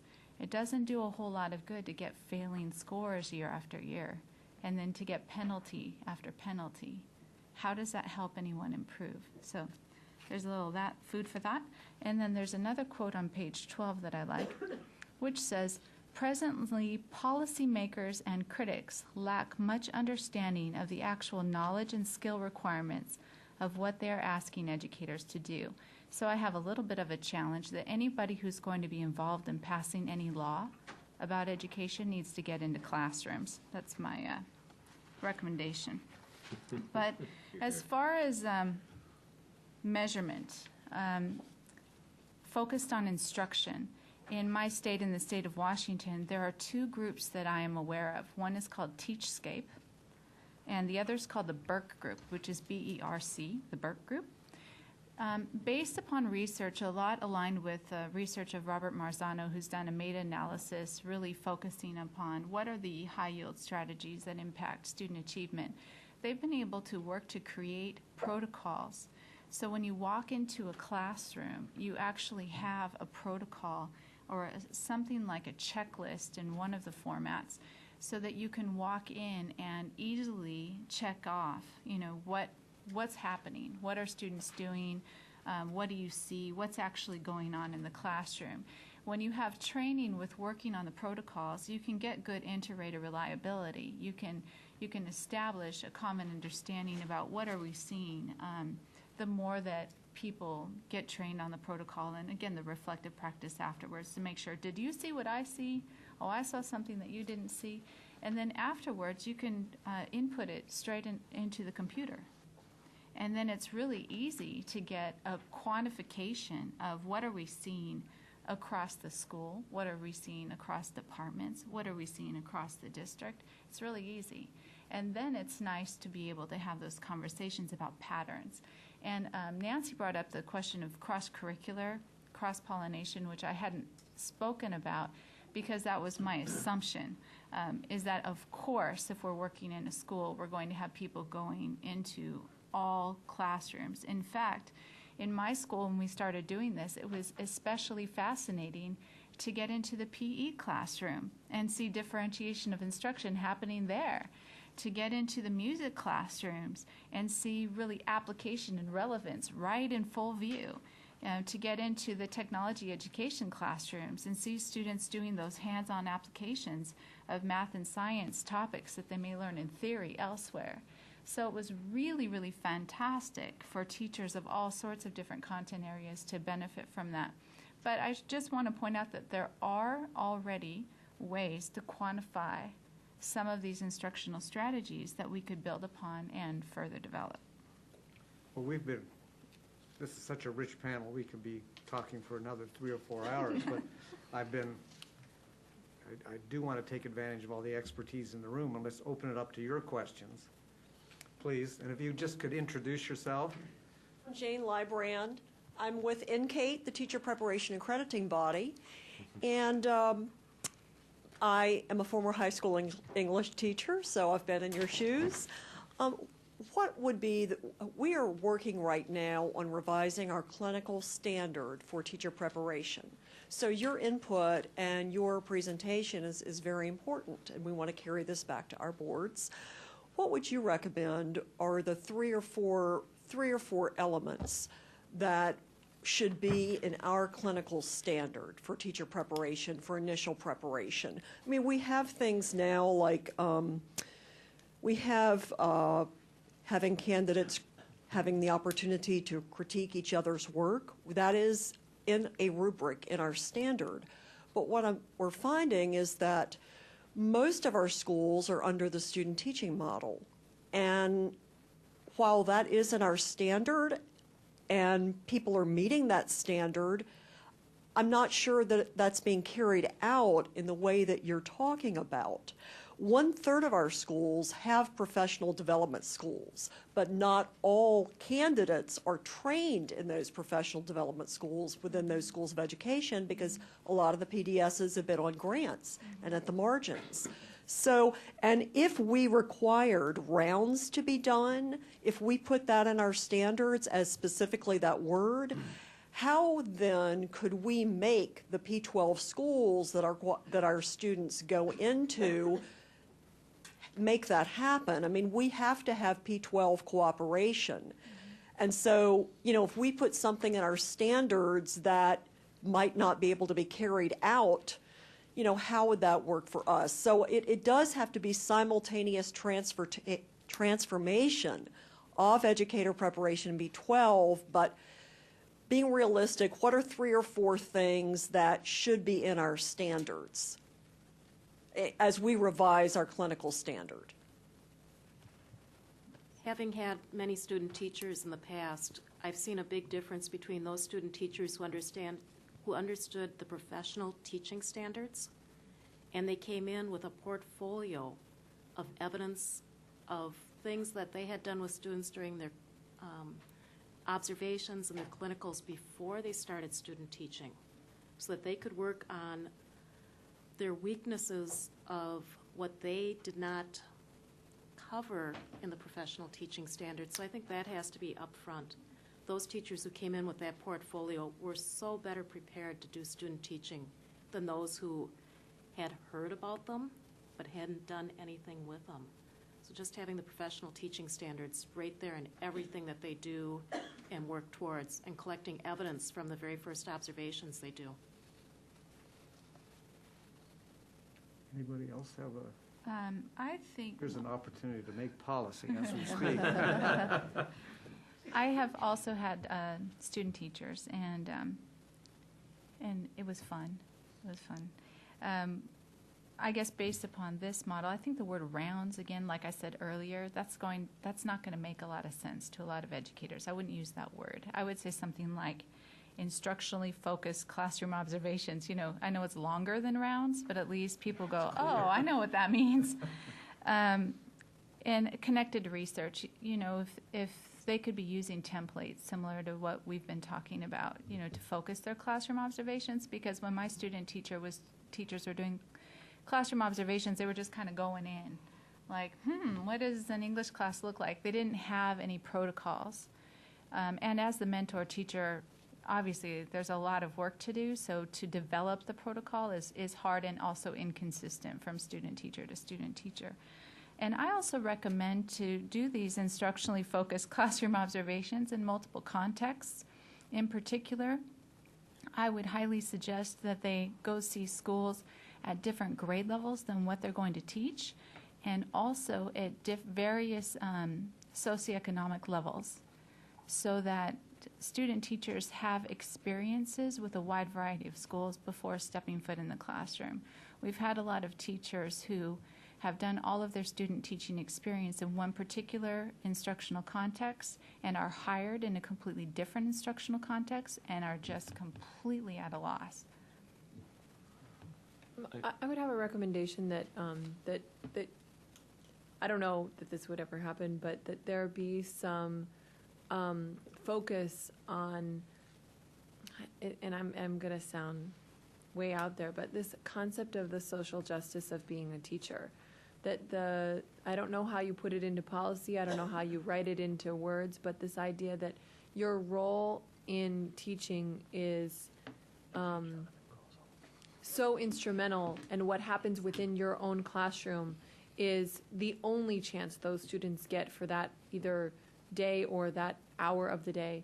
And linking it to professional teaching standards maybe, but this idea that you would really want to observe what is actually happening bell to bell, what is actually happening, and whether that means a really good rubric for observation, so that you could self-reflect in the worst case where nobody's coming to come see you, or that you could go and visit your person next door on your prep period and go in with a really well-designed observation tool.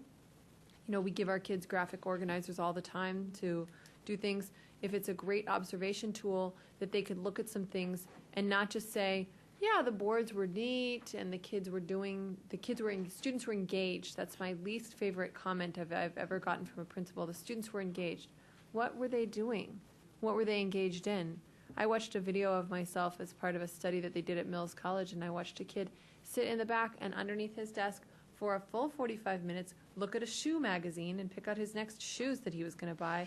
And I walked by him dozens of times and had great conversations with him at his desk that they captured, but what I didn't see, which somebody easily could have seen and said to me, hey, by the way, he's got a shoe magazine under his desk, I didn't see that he was splitting his engagement. Sure, he was engaged with me, but he was engaged with the concept. So maybe some sort of an observational tool that teachers could easily take with them and go and look at other teachers.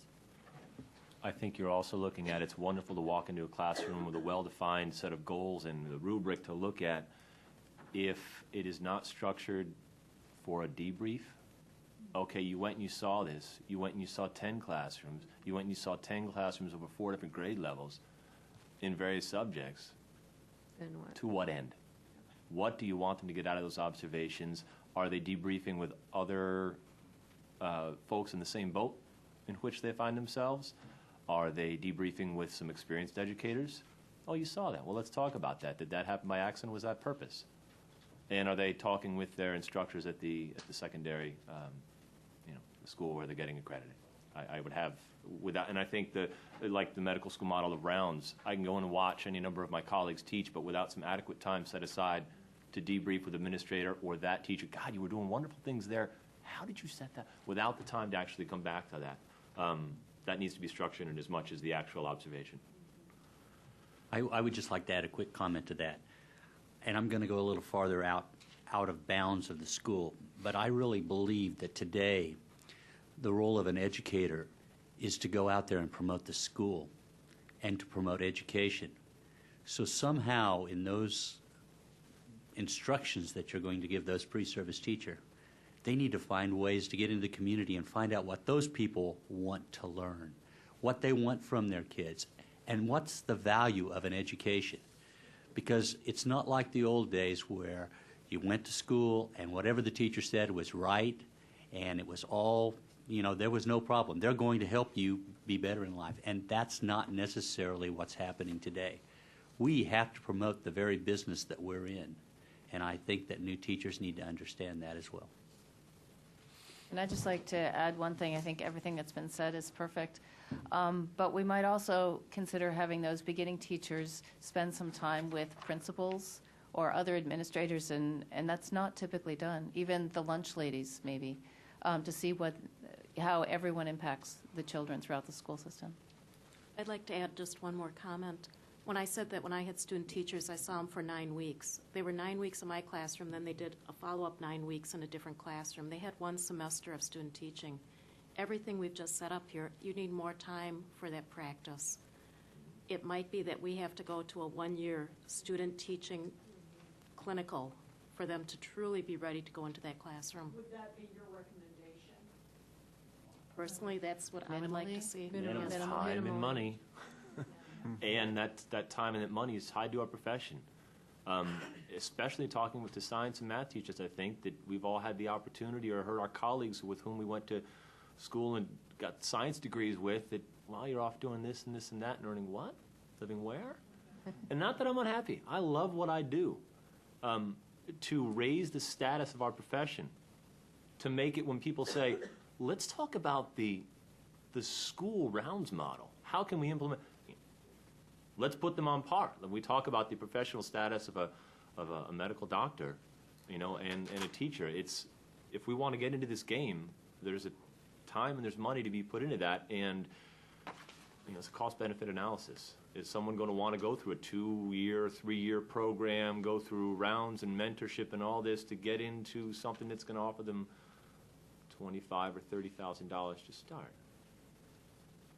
Yes, I do, but it's tied to something else. Just really quickly to add on, since we're making recommendations, there's a content focus that we need to have. We need to have better content knowledge in our teacher preparation. So I'm not a huge proponent for math teaching courses or science teaching courses as much as I am for math courses or science courses. We need our STEM educators to be walking in with good, strong content knowledge, and that goes for elementary teachers as well. And when we mentioned that, a year of internship is good, it doesn't necessarily have to be in 1 year. I mean, if there's any way to get these people out into the classrooms earlier with a focus on what's going on in the classroom, I think spreading it out is not a bad thing. Is there another question? Sarah, please introduce yourself. Hi, my name is Sarah Hudson, and I'm an intern actually at the Woodrow Wilson Center under Kent Hughes. My question, this discussion is really interesting to me, but my question, and one thing that I've seen is missing, is kind of discussion of the student's role in this process of how teachers learn how they're doing. I think you were talking about a continuum of learning, and I think especially by the time you're a senior in high school, and especially some of the most engaged students, you have 12 years of education in teaching. You have 12 years of experience sitting in a classroom listening to teachers 5 days a week. So you actually, I would think that a lot of students have an intrinsic knowledge of which teachers are the better teachers, which things are learning. I mean, I can look back in my education. I remember certain teachers, certain projects that I remember that I learned from, but I was never asked which those were, or how or why I learned from them. And I mean, I think, of course, how do you engage students in the process? And I know I think students are sometimes written off because, of course, it takes a certain amount of maturity and a certain amount of wanting to improve this. But I think that students actually have that knowledge if you just asked them in the right way. You were saying you weren't asked a lot of times. I think students are another group that I could tell you who the best teachers were in my high school, and I could tell you why, and I've never been asked. I think that your question is exactly right, and it exactly goes to this concept of reflective practice. And it goes to another thing, which is this idea of an apprenticeship model in a classroom. So if you see yourself as the purveyor of all knowledge and you are filling up the empty minds of the students and they're learning, directly from you, then that kind of person is never going to engage in this process at all. But the concept of an apprenticeship model is that you're really training students to have your craft. So the best example that I have of this, that it worked when I first started teaching, was through what's called the Strategic Literacy Initiative, and it was through WestEd out in California. And they trained us to do an apprenticeship model with literacy instruction. I was a math and science teacher, again, with no training, a math and science teacher with a math and science background, and I was being trained to do this apprenticeship model, and it was a constant feedback loop from teacher to student, teacher to student, student to teacher, student to student, and all these interactions were constantly going back and forth, and it was designed to unpack how we learn as teachers to the students, this concept of thinking aloud through a problem. How many math teachers have gone, well, when I first see this, the first thing I'm going to do is draw a diagram, and then I'm going to look for the key operation, and they say it out loud. And those were probably the teachers that struck you as the best ones, and they're probably the ones that all of us said were the best ones.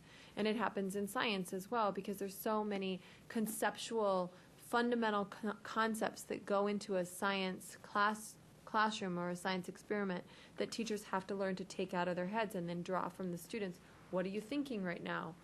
Not what's the answer, but How did you come about the answer? And that's very hard to regulate or systematically implement, but it's very easy to train.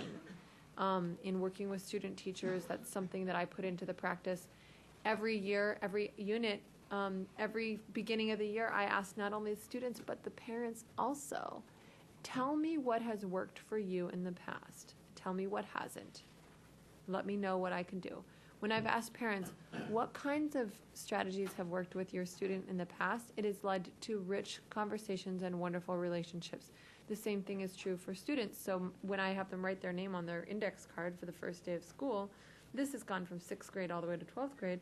One of the things I say is, how do you like to function in a classroom? What do you like your role to be? Are you a listener? Do you like to be the boss? Do you like to get out of all the work? Are you kind of a slacker? Tell me what works for you, and then I'll know a little bit. And I think that that's something that you can train as a master teacher or a cooperating teacher. You can train your student teachers to ask those questions, but systematically to enforce the concept of a feedback loop where the students are really on the same par. It's very hard to systematize unless what you're looking at is the instructional core. So again, the instructional core, which is in this book, so I'm not going to take credit for it, but we've talked about it for years, is this concept of student, teacher, content. And if you're not looking at, if the interaction isn't happening amongst student, teacher, content, then you're looking at the wrong thing. Because that interaction is the key. It's not just student, teacher, because there's the content involved. And it's definitely not just teacher and content, which is unfortunately what happens in a lot of specialist cases in the high school level. But it's definitely that interaction of the three. So I would love to have a systematic way to involve the students, and I think that the way to do that is in how we train our teachers and perhaps in how we observe as well. Yes, sir. Hi, I'm Aaron Young from the Department of Education. What's the role of the school leadership in this, whether the principal, assistant principal, master teachers if you have them, coaches? Well, that's what I was saying. This has to be systemic. So if we say that the rounds model is for teachers and only teachers, then it won't actually, I don't think that it will have long-term impact. There's a part in this book that says something like professional development in isolation does not lead to systemic change, and that's true. You have to involve all the stakeholders, from teachers' assistants to teachers to assistant principals, principals. The concept of a principal as an instructional leader rather than as more of a general administrator is very, very powerful. Moving up to the central office, everybody needs to be involved in this. And there has to be consistency with professional development efforts. A lot of times in elementary schools, teachers have to go to a science training and a math training and a social studies training and an English training. They're so overtrained that they don't have time to do anything. So you have to have everybody thinking about this together and creating systemic policies and systemic priorities based upon what's actually happening in the classroom, in their actual buildings, and in their actual district. And also to do some reflective practice about the administration. Are the things that they're asking with teachers aligned to what's actually needed? For example, is the principal spending a lot of time as an instructional leader or on other things that may be less important towards student learning? So everybody needs to do the reflective practice, not just teachers, I think. And back to your question, I think that the students, the voice of the students should be highly connected to teacher evaluations, or could potentially be connected to teacher evaluations, which I think is a slightly different topic.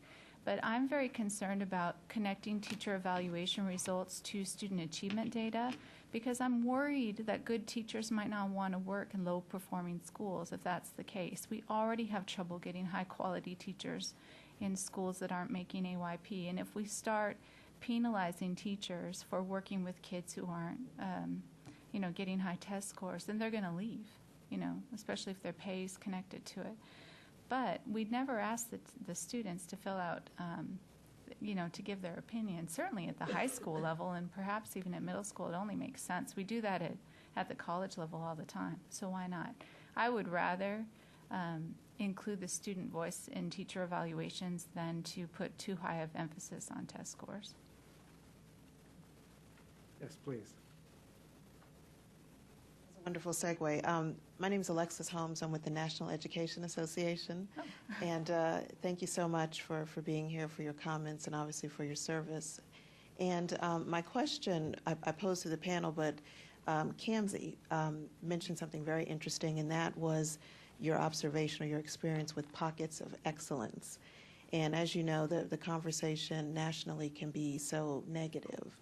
And I would love just to hear your thoughts, or anyone on the panel, just some more about some of the characteristics or what you've observed in those pockets of excellence in the lower performing schools, because, I believe we would believe that there would be some, common elements or something that we could use from that term that you just described.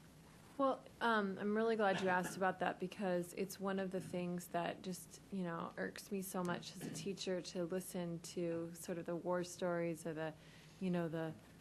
because I don't think there is a more challenging place than the South Bronx. I'm